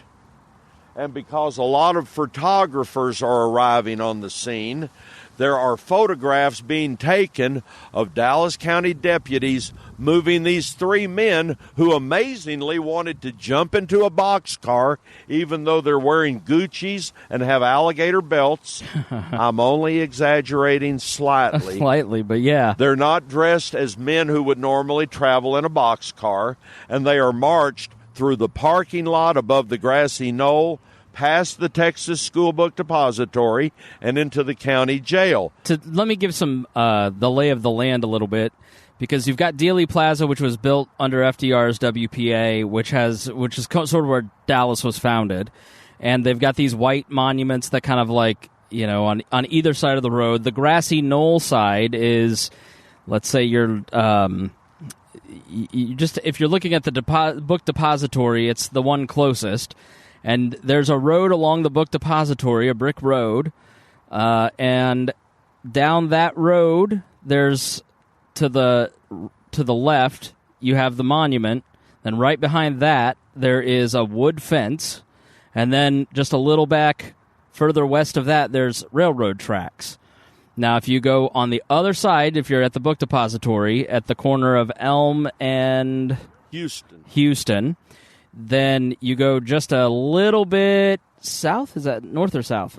North. That's where the jail is. So they've kind of marched them in an L.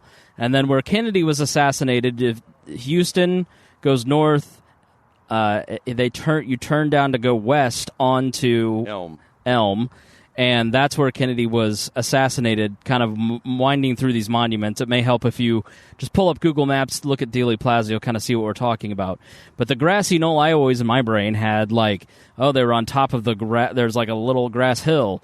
But the grassy knoll's not the grassy knoll. Like it's like the shooting apparently happened over Abraham Zapruder's right shoulder behind a wooden fence, and then you're basically saying these three guys, they ran from the fence back and jumped onto the boxcars to kind of blend in so they wouldn't be seen by people. Yeah. Did I get all that right? Like, Chris, you did. You almost have to be there, don't you? You kind of do. I think if you go and look, you'll kind of see what I'm talking about. But I always like assumed they were like laying on the ground like snipers behind this little hill or bump or whatever. But when you go there and you stand where the shooters allegedly stood behind this wooden fence, and you see the tree coverings and the bush coverings, you kind of go, oh, I totally see how this is a valid theory. And so these three tramps basically kind of run back to the boxcar. They're marched on this L shape through the crowds and the photographers and everybody else, and they're photographed by photographers in these series of 7 that you're talking about.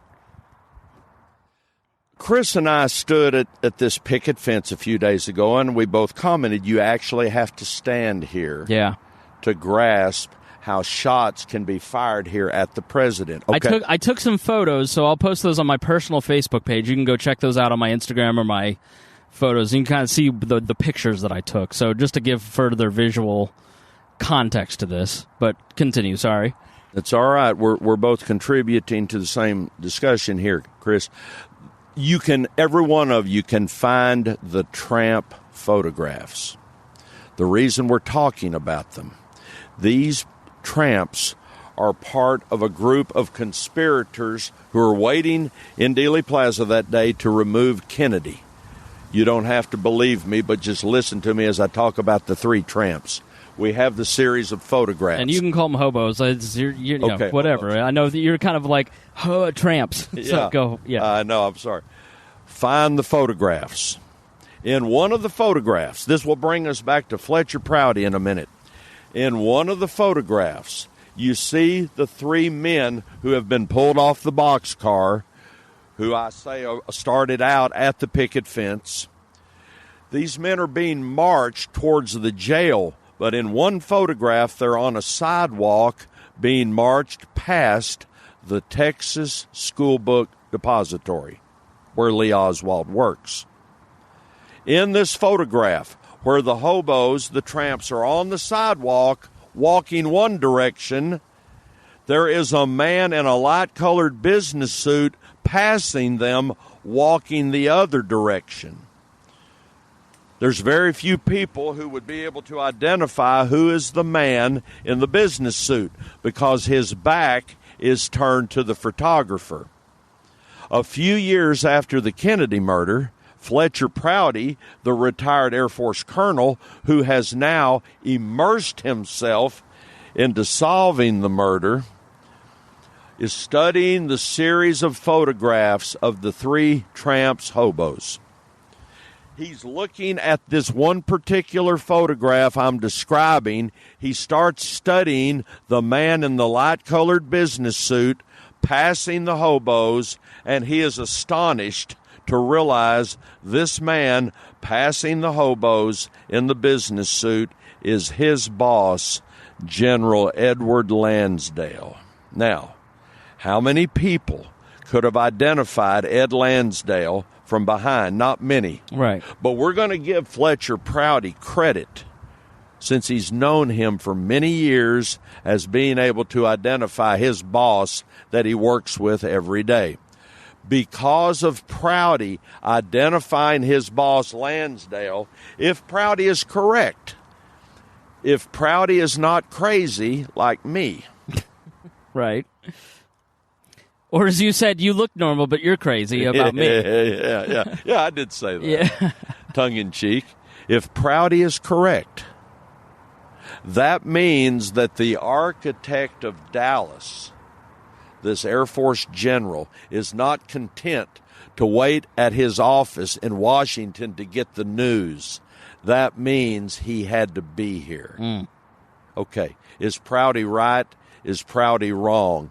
Read the book, study the photographs, decide for yourself. So you have the architect. Was Dallas chosen because of Lyndon Johnson's, and obviously he's going to benefit from, he's vice president. I mean, does Johnson, how much of a role does he play? Is that why Dallas is chosen? Why? They're coming to Texas because Texas is in play. Even though he was senator from Texas and ran a lot of the political machine, the Democratic Party at that time was split between the liberals and the conservatives. Within the Democratic Party, the state is in play. The Democrats are threatening to kind of split apart. And so Texas is in a lot of danger, which is why they're kicking it off in Dallas. Jackie O has just given birth to John, and this is her first public appearance. So he really is trying to bring out a lot of people, trying to really gin up excitement. You know, he's got a parade through downtown Dallas where he's, going to be everybody kind of knows he's going to be in the open air car. He's going to jack up. Apparently there's a platform that raises him up so people can see him. He's really trying to make this exciting. Is Dallas chosen because of those variables? And Lyndon, part of this is knowing how to control the fallout. And it seems like as you go through this story and some of the, what I'll call theories of this, the establishment theory, let's say, a lot of it is controlling the variables. Now there's the, like this person that you're talking about that wrote these books, he's a variable that they couldn't control. He's in New Zealand. It's just a weird thing. But obviously being Lyndon Johnson State, Lyndon Johnson City, having the connection with the mayor, understanding, some of these things, is that why Dallas was chosen, do you think? Or does anybody know? Two things about Dallas. Dallas is controlled by big oil families. We've all heard of the Murchisons, the Hunts. Families like that do control the social and political structure of Dallas in those days. Those families are considered ultra-right-wing. Those families are no fans of the president because he is threatening to do away with the oil depletion allowance. We will not go into the oil depletion allowance. Listeners, look it up and study it. But the president is threatening to take independent oil contractors one of their baubles away from them. So when Kennedy comes to Texas in the fall of '63, the people who run Dallas are no fans of the president, including Mayor Earl Cabell, the reason we discussed earlier. But remember this, the president's motorcade lasted 6 miles from Love Field, where Air Force One landed, to downtown and easing through the western end of downtown Dealey Plaza. In that 6-mile stretch, 200,000 people see the president. How is that possible? If Dallas hates Kennedy, how can there be 200,000 people on the streets to see him and his beautiful wife? In fact, 1 or 2 minutes before the assassination, Governor Connolly's wife looks at Kennedy and goes, "Dallas loves you, Mr. President. Let there be no doubt," or something along those lines. Right. Yeah. So we've got these two different things. The people who run the city hate Kennedy, but somebody likes Kennedy because 200,000 people voluntarily left work and school to come see him. What I'm saying is the masses, the population, the general public evidently is not an enemy of the president.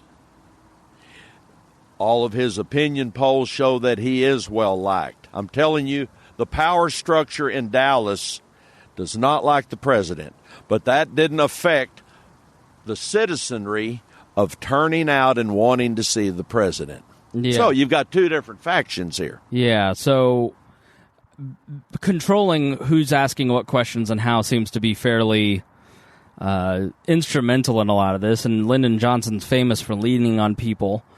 So let's talk about Dealey Plaza, as we rode in your car, which you can ride in the replica car, which was a ton of fun, jfkcustomtours.com, to book Robin for a tour. Dealey Plaza is one of the few times where they'd have to hang a left on Houston onto Elm and take this curve. So let's talk about the motorcade and this curve that was chosen by whomever, for whatever reason. They take this curve, but let's say it's just even the lone gunman theory. Seems like kind of a stupid decision to slow everything down to take this, like, what is it, a 45-degree left? I mean, you had to really slow down. By design or by accident seems like a weak point. So Oswald or whomever chose a fairly good spot because of Dealey Plaza. I mean, why do you think Dealey Plaza was chosen? Is it for that reason? Yes. Overall, why Dallas? Because eventually, when the media explains to the public what happened, who controls the media?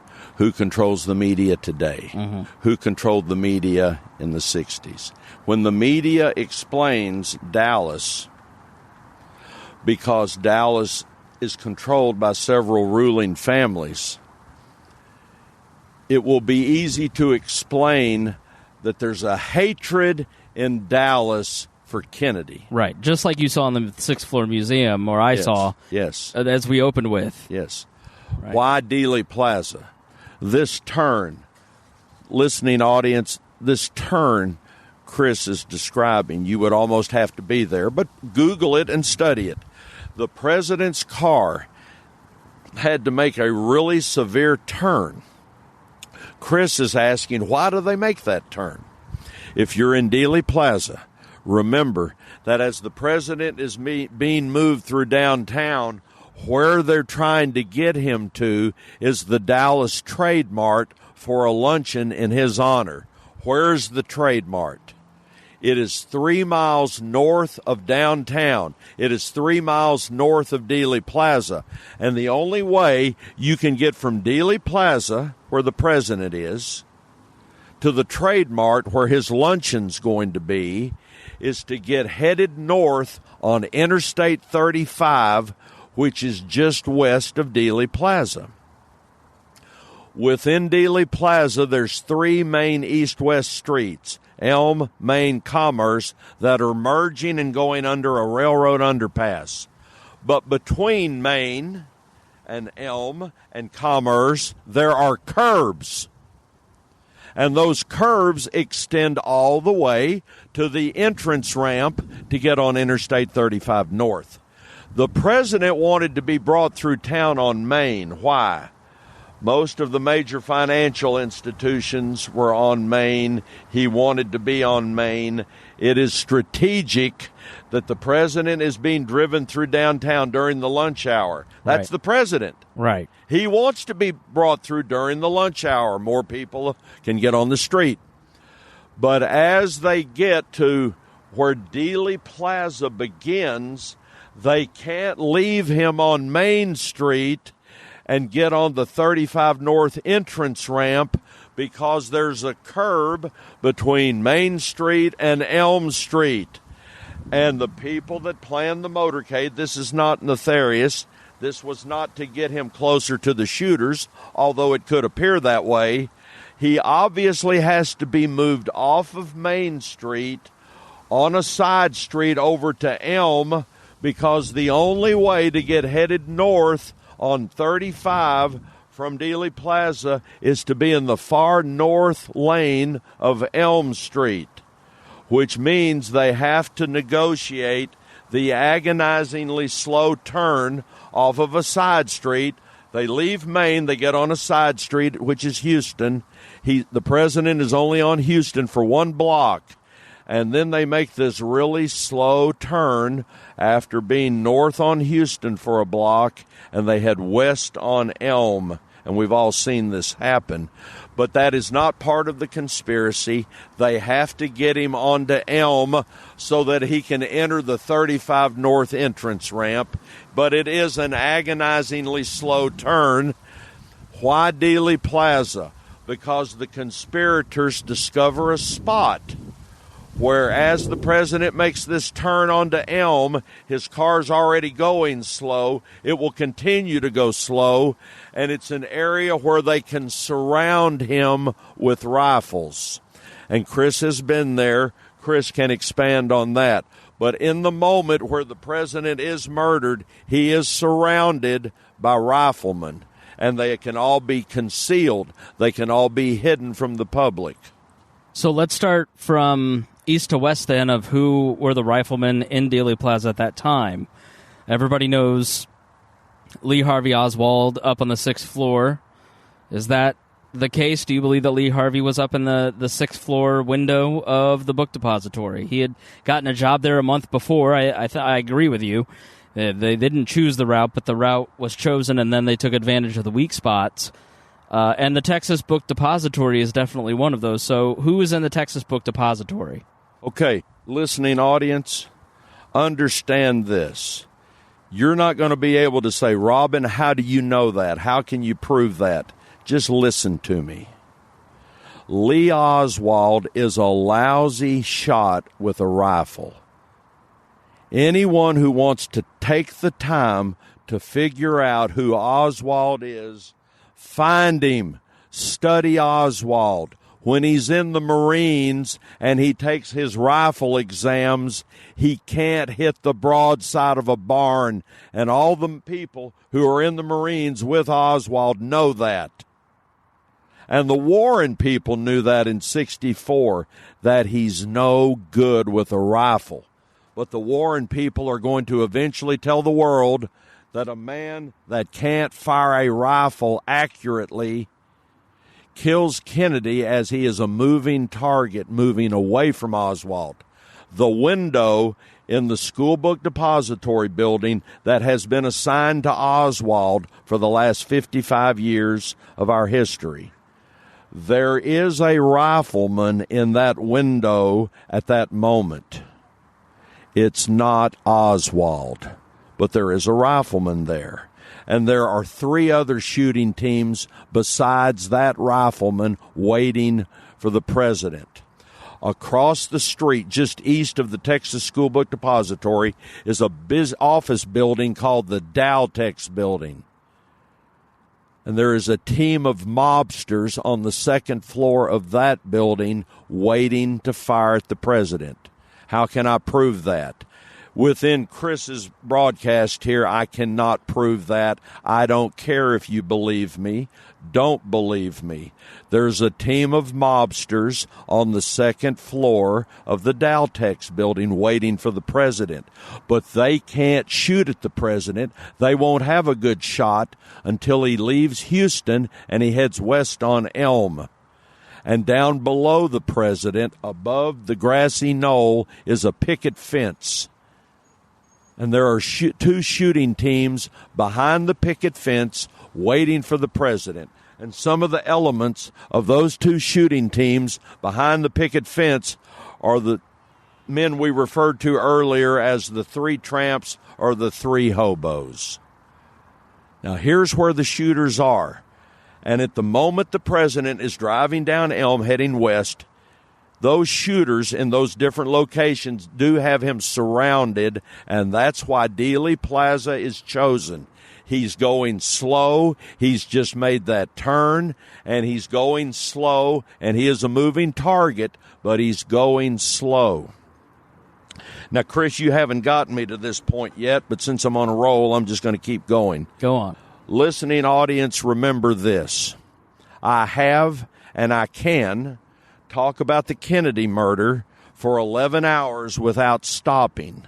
None of you are going to be subjected to that. I've got a flight that I've got to leave for in about 45 minutes, so no, you're not. I will not subject Chris or the audience to that, but I can talk for hours without stopping. Do I know what I'm talking about? You be the judge. Remember this. I'll leave you with this thought. The president is murdered, and instead of driving him to the Trade Mart, he is driven a half a mile past the Trade Mart to Parkland Hospital. Once the president is at Parkland, he still has a pulse, even though a good portion of his skull has been destroyed by a bullet, but he still has a pulse, and technically he's still alive. When the surgeons at Parkland get to the room where Kennedy has been taken, these surgeons, these medically trained surgeons, identify an entrance wound in the president's throat, and they identify an entrance wound in his right temple. Absorb that. Think about that. If you believe the Warren report, if you believe the government's explanation of what happened, the Oswald window, Oswald is not in that window, but the Oswald window is behind the president all through the shooting sequence. So how can the president have entrance wounds on the front of his body? If the Parkland doctors are correct, the mythology that one man firing from behind the president did all the shooting and all the damage is a lie. Once again, don't believe me. Go on the internet and find one of the Parkland doctors, Malcolm Perry. Find Malcolm Perry on the internet. And on November 22nd at 2 p.m. that day, Perry looked into a television camera and said the president had an entrance wound in his throat. That means a bullet was fired at the president from in front of the president. So, Chris, I have monopolized your time. There is no way I can solve this murder before your flight. No. We've got a few more because I've got a couple more questions. Unless you really got to go. All right. Unless you really got to go. I'll stay with you. I got a couple more. Yes, sir.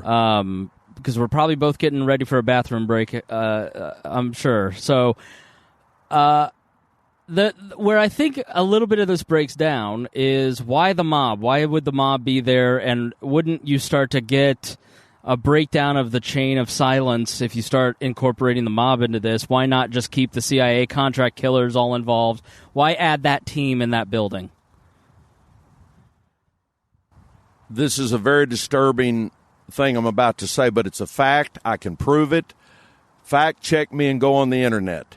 Our government, the United States government, has had a business relationship with the American mob since World War II. I'm not going to explain how or why.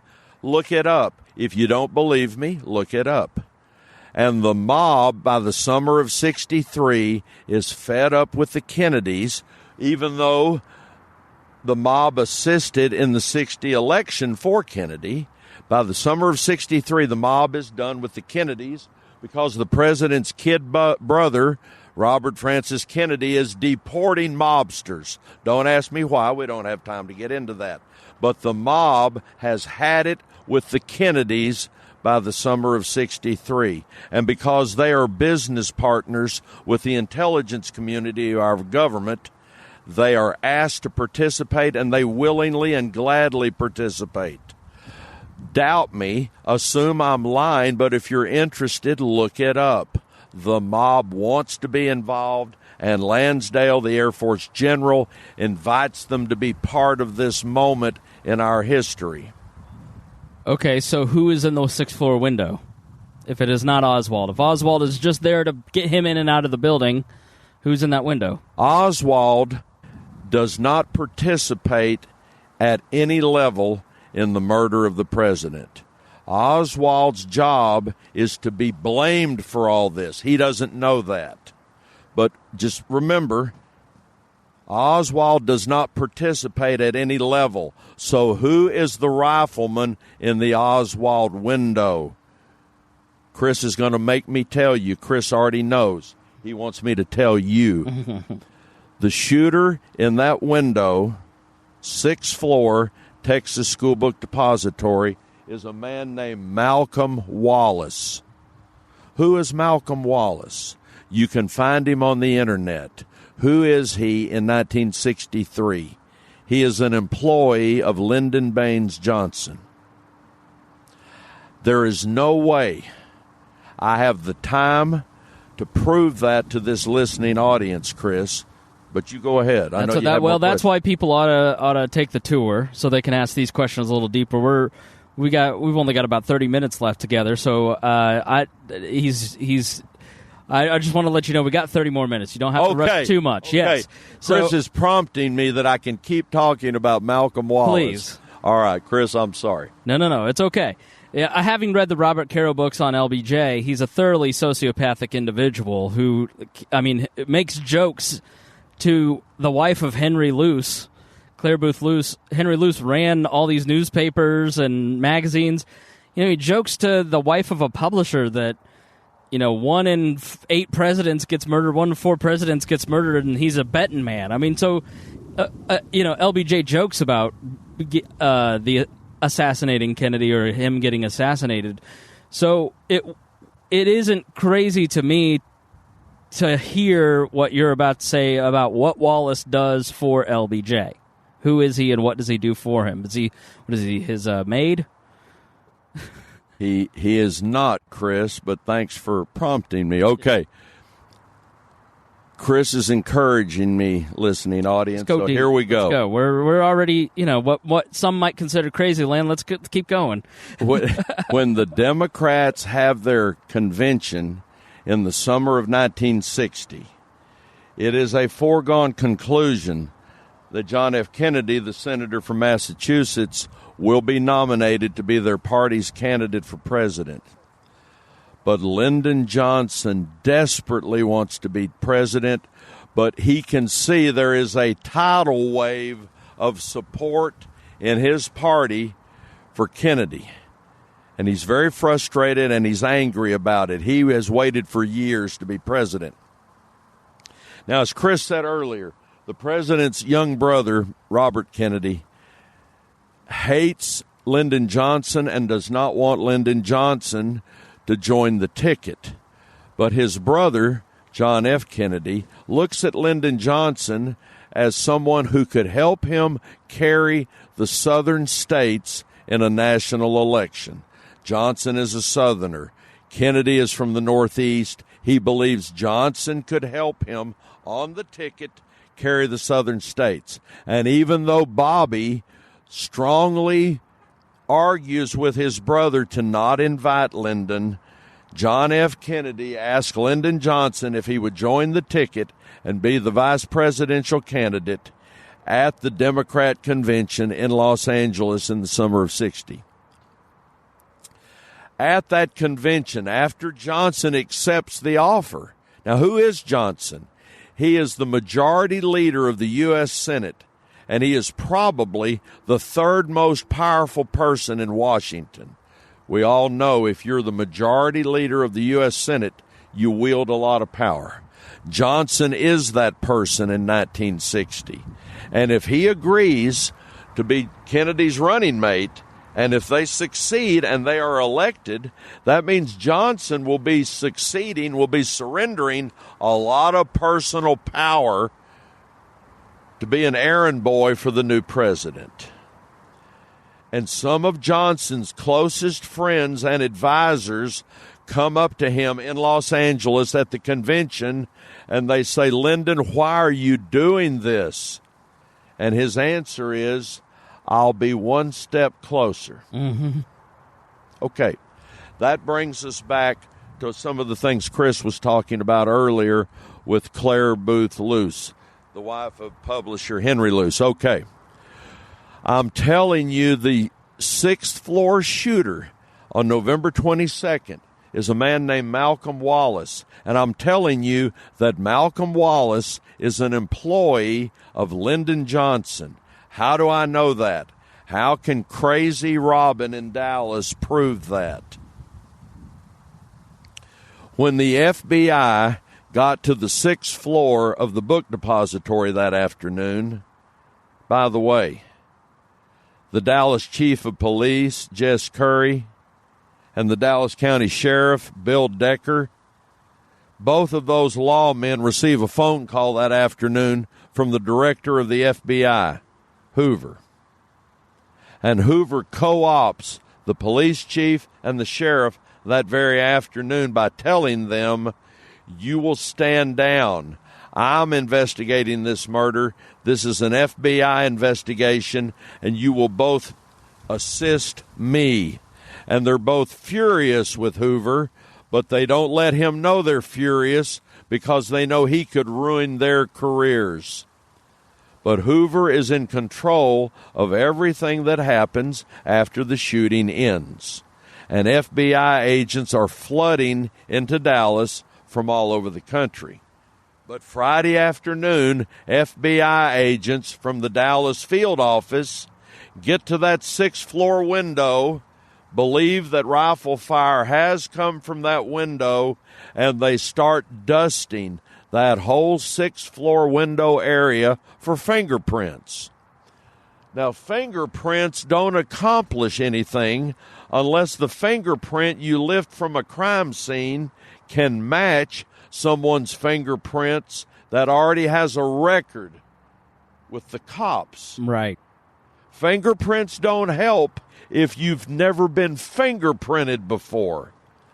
Well, what the FBI is hoping to accomplish when they dust that whole window area is that they can potentially lift some prints that may belong to someone that already has a record with the FBI. And out of all the prints they lift that day, only one set of prints matches someone with a criminal record with the FBI. And that set of prints belongs to a man named Malcolm Wallace. Who is he? How do I know he's an employee of Lyndon Johnson? I don't know if Chris believes he's an employee of Lyndon Johnson, but since Chris has me talking to you, here we go. The reason Malcolm Wallace has a file with the FBI is because he was convicted of capital murder in Austin, Texas in 1951. So, why does Malcolm Wallace have a record? Why was he convicted of murdering another human being in Austin, Texas in 1951? Now, Chris said earlier, Johnson is very powerful, even more powerful in the state of Texas. But Johnson's base of operations is Austin, Texas. That's where he's from. That's where he and his wife own companies and radio stations and television stations. The Johnsons are a very strong presence in Austin. Lyndon Johnson has a sister named Josepha. Josepha lives in Austin. Josepha Johnson has a boyfriend, and this boyfriend turns up dead in 1951 on the floor of his business that he operates in Austin, Texas. Now, it's no secret that Lyndon Johnson doesn't like his sister's boyfriend. Josepha is an alcoholic, and Johnson knows that when his sister is drinking, she talks more than she should talk. And Lyndon Johnson has a lot of secrets that he doesn't ever want the public to know. Anyway, a man is murdered in Austin. He is the boyfriend of Josepha Johnson. And the police investigate this murder and eventually arrest a man named Malcolm Wallace. And Malcolm Wallace is tried and convicted by a jury of his peers in an Austin courtroom for this murder. When it's time to sentence the man who is convicted, Malcolm Wallace, of this crime of capital murder, when it's time to sentence Malcolm Wallace, the judge gives him a 5-year suspended sentence. And Chris and I discussed this the other day. In the whole history of Texas jurisprudence, the only time an individual has ever been tried and convicted of murdering another person, did that person that was convicted never spend a day in prison. The judge in the case gave Malcolm Wallace a 5-year suspended sentence. He never spent a day in prison. How is that possible? Well, remember who Lyndon Johnson is when this decision is reached. But because Malcolm Wallace was convicted of capital murder in Austin, Texas in 1951, but by the time his trial and the sentencing occurred was early 52, because that event did occur, the FBI has a file on Malcolm Wallace. And amazingly, this man, who has been employed by Lyndon Johnson since 1948, Malcolm Wallace, who has murdered on orders from Lyndon Johnson previously, amazingly, Malcolm Wallace's fingerprints are recovered from that window of that building that day. And when the FBI agents finally have their match that evening of the fingerprints they have recovered from that window, and they match the fingerprints of the man with the file in Washington, Malcolm Wallace, FBI agents readily report that to their boss, Hoover. But those fingerprints will not deter Hoover. Hoover has already determined it is Oswald in that window. Oswald acted alone with no assistance. Fingerprints be damned. All other evidence that starts showing that Oswald is innocent, that evidence be damned. Hoover has his man. It is Oswald. Is it troubling? Is it perplexing to any of you that the man accused of the crime of the century, the murder of John F. Kennedy, is gunned down 2 days later in the basement of Dallas Police Headquarters, and he is murdered? Oswald is murdered while he is surrounded by over 70 law enforcement officers by a Dallas businessman named Jack Ruby. Is that moment in our history, the Oswald murder, is that troubling to any of you? The answer should be yes. Well, Jack Ruby owned a strip club in town that a lot of police frequented, and he apparently slipped in with reporters. And when he he shot Oswald, and they all tackled him. He looked up and goes, "Hey, guys, it's me, Jack Ruby," basically. And the documentary I watched, the cop who was there goes, it was almost like he thought we were just going to go, "Hey, good job, man. Thanks a lot." He thought he could get away with it. So let's go to the... So if the death shots basically came from the grassy knoll, who was over there? Okay, Chris is going to make me talk about the grassy knoll shooters. Well, I mean, if those are the people who actually did it, then we got to. The most damage came from those shooters, Chris. That is true. Okay. Earlier we talked about the three tramps. Some know them as the three hobos. One of the hobos, remember, we have a series of 7 photographs. It's not just Robin and Chris lamenting about the three hobos. You can find them. Look them up. Look at their pictures. Look at their faces. One of the tramps marched into the county jail that day in Dealey Plaza, is 6'3", and he's blonde, and he's in his mid-20s. Doesn't really sound like a hobo. He's young, he's tall, he's blonde.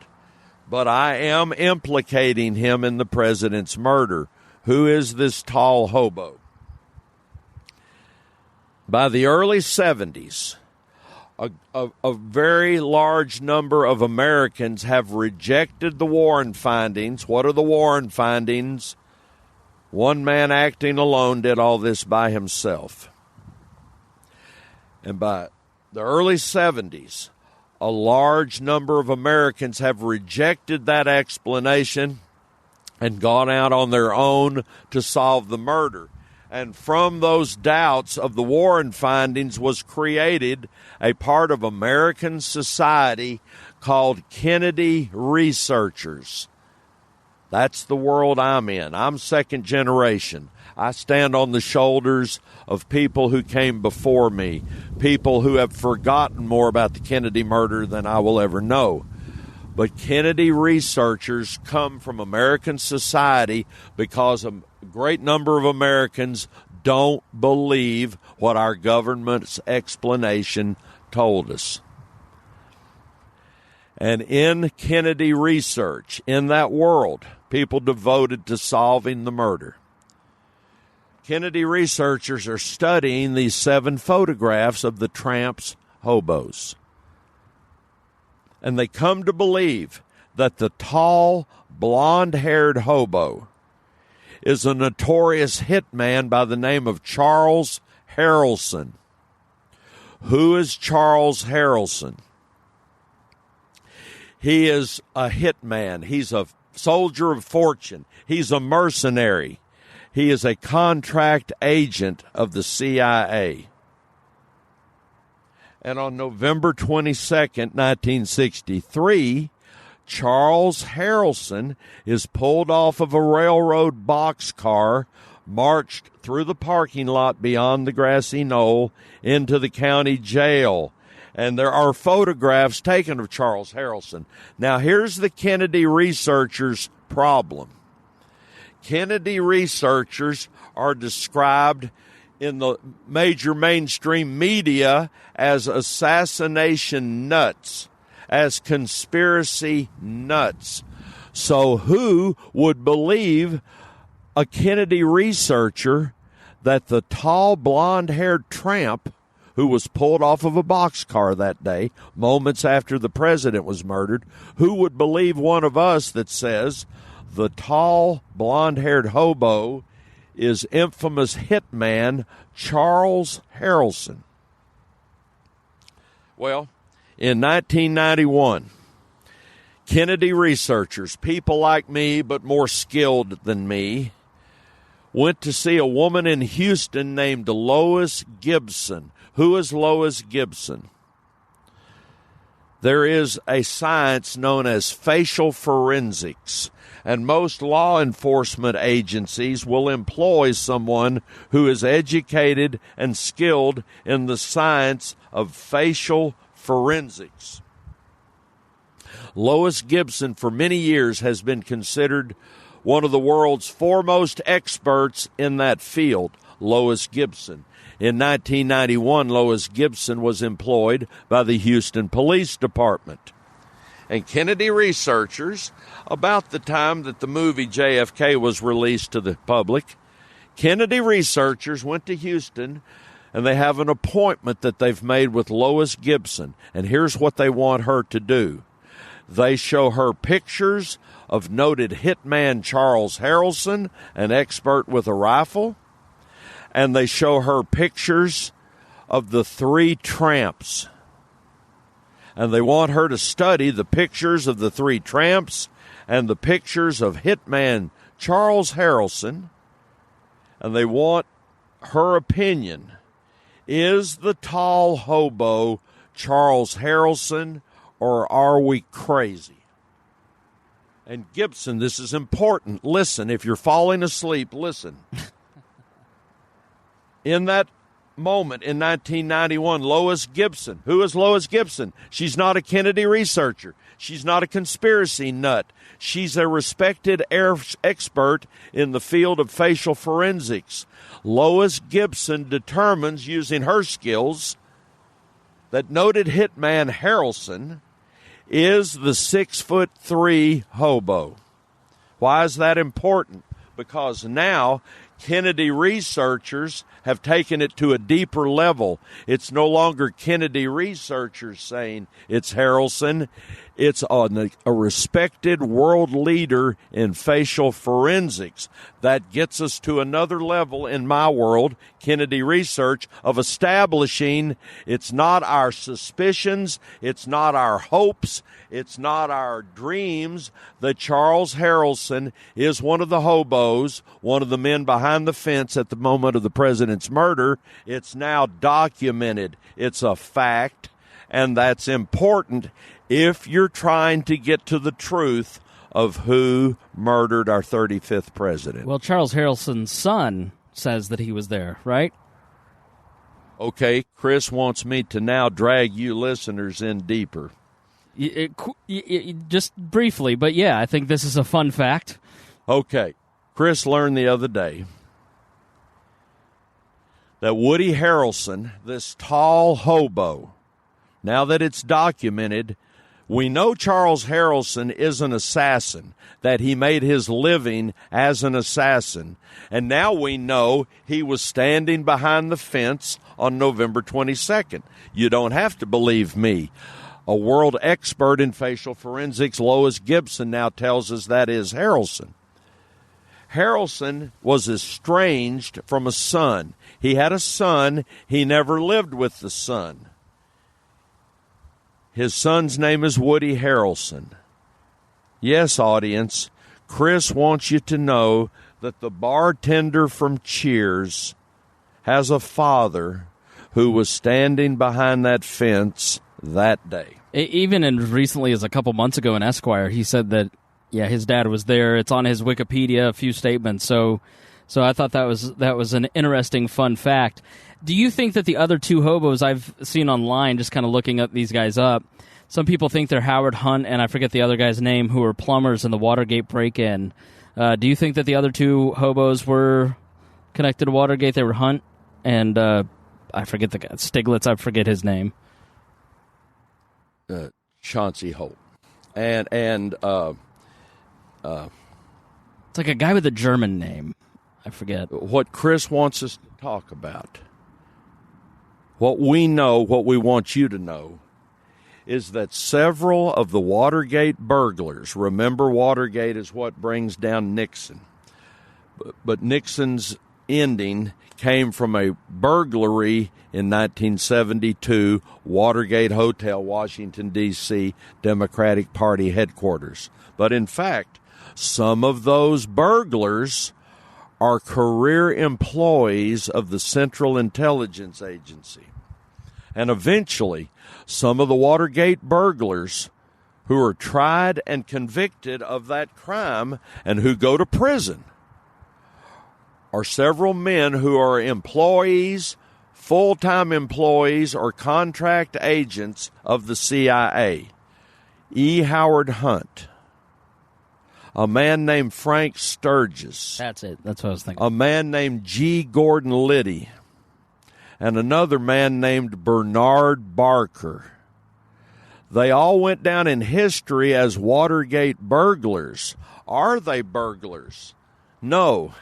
They're all connected to the Central Intelligence Agency. Now, the reason Chris wants us to discuss this, people in my world, maybe even people beyond my world, believe that one of the hobos, not the tall hobo, Charles Harrelson, but another hobo from those series of pictures is E. Howard Hunt. And this is the hobo who is wearing a hat and is older than the other two. Find him, find those pictures, study it for yourself. But one of the hobos is older and he's wearing a hat. That hobo does bear a striking resemblance to career CIA officer E. Howard Hunt. Hunt never would admit that he was in Dallas that day until he makes a deathbed confession. At the end of his life, he confessed to being involved. Okay. Today, I'm sitting here with Chris. I will tell you that the older hobo with the hat on is either E. Howard Hunt or a CIA contract agent by the name of Chauncey Holt. Holt admitted through the years that he was the older hobo. Hunt didn't admit it till the end of his life. The bottom line is they're both assets of the Central Intelligence Agency. Look up Chauncey Holt. Look up Howard Hunt. There's another hobo. I'm assuming Chris wants me to identify the third hobo. Can't leave him hanging like that. Okay, Chris. You can't see this. He's holding one of my arms behind my back. Okay. One of the hobos, once again, don't take my word for this. Don't take Chris's word. Look these people up on the internet. Find them. One of the hobos is young and dark-haired. His name is Charles Rogers. No one ever wants to know about him, but today we're talking about him. Who's Charles Rogers? He's sometimes known as Richard Montoya. He's sometimes known as Frenchie. But his given name at birth is Charles Rogers. He's from Houston, Texas. His son is Tony Danza. I'm going to die. Injecting a little humor is always good. Okay, Charles Rogers. He's a former employee of the Shell Oil Company, Houston, Texas. Now, for those of you who want me to prove, how do I know the dark-haired hobo is Charles Rogers? Tough. I don't have time. I don't have the inclination to prove it. But look up Charles Rogers. Here's what I can tell you about Charles Rogers. In the late 50s, Charles Rogers left the employ of Shell Oil Company and became an independent contractor for the Central Intelligence Agency. I can also tell you this about Charles Rogers. In 1965, Charles Rogers' parents were found brutally murdered in their home in Houston. And neighbors of Charles Rogers' parents had recently seen Charles Rogers visiting his parents. To my knowledge, Charles Rogers has never been seen publicly since the day in 1965 that his parents' bodies were discovered in their home in Houston. Okay, I'm giving you names, people. Don't believe me. Look these things up. When I got on this case, there was no internet. But today, you can fact check me. Go on the internet, find the hobo pictures, find Charles Rogers, find Charles Harrelson, find E. Howard Hunt, and Chauncey Holt. Chris, here's what Chauncey Holt admitted to doing in the fall of '63. He said on occasion he was asked to make identification cards for government employees that were not official employee cards. And on November 22nd, '63, after the president is murdered, many eyewitnesses know that there's rifle fire coming from behind a fence which was in front of the president. And as those eyewitnesses run up some steps on the grassy knoll to get behind the fence, they are confronted by men in suits. And these men in suits flash credentials showing them to be Secret Service agents. And those men in suits flash these credentials and tell these eyewitnesses to the president's murder that no rifle fire has come from behind a fence. These men in suits rebuff these eyewitnesses and tell them, move out, move away, get away from this area. Despite video evidence of people clearly running that direction, and even at the Sixth Floor Museum, you have several witnesses on the walls there saying, I thought the shooting came from the grassy knoll. Chris is adding additional layers of facts and evidence and testimony from eyewitnesses from that day. Here's the problem, folks. Most of the people in Dealey Plaza at the moment this happened think the shots are coming from the grassy knoll, which is in front of the president. But eventually, our government tells us that all the shots come from behind the president. And anything, any evidence, any testimony from November 22nd that comes forward that contradicts all the shooting coming from behind the president, those people are either dismissed or diminished, or they end up dead of unnatural causes. Okay. Those men behind the picket fence in the moments after the shooting who have Secret Service credentials, those are not Secret Service agents. There were no agents on the ground that day. I know that. We don't have time to get into that. You can either believe me or not believe me. I heard the story. I can vouch for him. So who are those men behind the fence with Secret Service credentials? Well, one of the hobos, one of the men who has admitted he was one of the hobos, Chauncey Holt, find him. He said on occasion he made fake ID cards for the United States intelligence community. So if those men behind the fence aren't Secret Service agents, where did they get their IDs? Well, one of the hobos might have been the man that produced the IDs. So this is my final question. It is not. I'll probably ask you one more for recommendations for people. But if all this is true and you've got all these different shooters, you have the what really falls apart in the Sixth Floor Museum on the official story is the pristine bullet, as they call it, or the magic bullet, where this bullet comes from Oswald's gun. There were only 3 shots, and one of the bullets came from his gun, went through Kennedy, went into Conley, it was zigzagged through everybody, and it was perfectly pristine. It didn't explode, it didn't blow up, and their explanation is, it was a military-grade bullet. It's very hard to believe, so if you Google pristine bullet, you'll see what I'm talking about. But when you have a lot of eyewitnesses who say, I only heard 3 shots, or there were only 4 bullets, or there were only 3 bullets. If you have this many people firing, wouldn't there be a lot more bullets found? That's the only part where your version of the story where I go, you'd have a lot more witness statements of hearing more gunshots or finding more bullets in the ground. I mean, how do you reconcile that? There are photographs from Dealey Plaza in the aftermath showing men in suits picking up bullets and removing them, yet they never end up being part of the evidence. Earlier, Chris, you said if the mob's involved, why wouldn't somebody brag?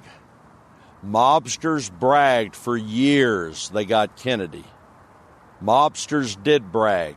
Many people bragged. A lot of people talked about this. Here's the problem. The people that are charged with investigating Kennedy's murder, we know them today as the Warren Commission, but Chris and I know it's a couple of congressmen, a couple of senators, an industrialist, and the former CIA director Allen Dulles, who Kennedy fired in 1961. Does it bother any of you that one of the Warren Commission members is an enemy of Kennedy's? Allen Dulles. It should bother us if we know about that. Another member was Gerald Ford, who, as soon as he got to Washington, started currying favor with the FBI and Hoover. The future president basically was like, no, please buy me off. And then he did everything he can to kind of, on the Warren Commission, move things the way that Hoover wanted it. But yeah, I mean, the cover-up seems... So your answer to the bullet thing kind of makes sense. Also, in the days after Dallas, as these people who become the Warren Commission, as they start assembling for their first meetings, Hoover meets with them, and he tells them, he doesn't suggest, he tells them, you won't need any investigators. I'm your investigator. I'm the FBI, and I will provide you everything you need to know. I'm telling you, listening audience, the people who were charged with investigating the crime of the century did not hire one investigator. Is there anything wrong with that? The answer is yes. They hired lawyers. We know they tell the truth. So if people want to read more or watch documentaries, or what are a few books or movies, or what are some things that people could go and check out other than going to jfkcustomtours.com and flying to Dallas? If you live in Dallas, definitely stop by. And if you do, make sure to tell them that you heard him on the podcast, just so he knows that this was a long 3 hours sitting on this bench, and he's very gracious with his time, and our butts hurt, and we have to pee, and we're hungry, and so please let him know that this time was worth it if you do see him. But what books or movies, or what are some resources that people could go and check out if they wanted to know more? There's hundreds of books on the Kennedy murder. There's dozens of documentaries and movies. Since you've asked, I'll recommend one book and one documentary. The book, JFK and the Unspeakable, James Douglas, 2008. The documentary, Coup in Camelot, C-O-U-P, in Camelot, 2014. If you have that book and that documentary, you will be well equipped to go as deep as you want to go. And it gets dark and it gets ugly. This is a very dark chapter in our history. I have many friends in the research community. I will anger some of them by only recommending one book. But if you have to have one book and you have to get to the truth, those are my recommendations, Chris. I'm reading, and I really do like this book that I'm on audiobook, Cruel and Shocking Act by Philip Sheenon, basically documenting, he's a New York Times journalist who started documenting the Warren report and how it worked. I don't get the sense that he's a conspiratorial guy in any way. It's just sort of like, here's the flat reporting on the Warren Commission and how it all kind of falls apart for him. So that's pretty interesting. But I'm certainly not anywhere near your level of knowledge, and I really do appreciate the time. You've been very gracious. You've been fun, and hopefully the audience knows exactly why I wanted to spend some time with you and hear. And so if you're in Dallas, definitely, again, jfkcustomtours.com, and tell them that we sent you. Is there anything else that you'd like to say to people? Any final self-promotion or final thoughts, or what would you like to leave people with? Chris, I like to stay in the background. Okay. I'm glad we met. I've enjoyed being with you. I appreciate you inviting me on your program. Absolutely. Well, thank you so much for coming on. And next time in Dallas, I'm going to come see you again. We'll look forward to that. All right. Thanks, everybody. Thanks for listening, and we'll talk to you next week.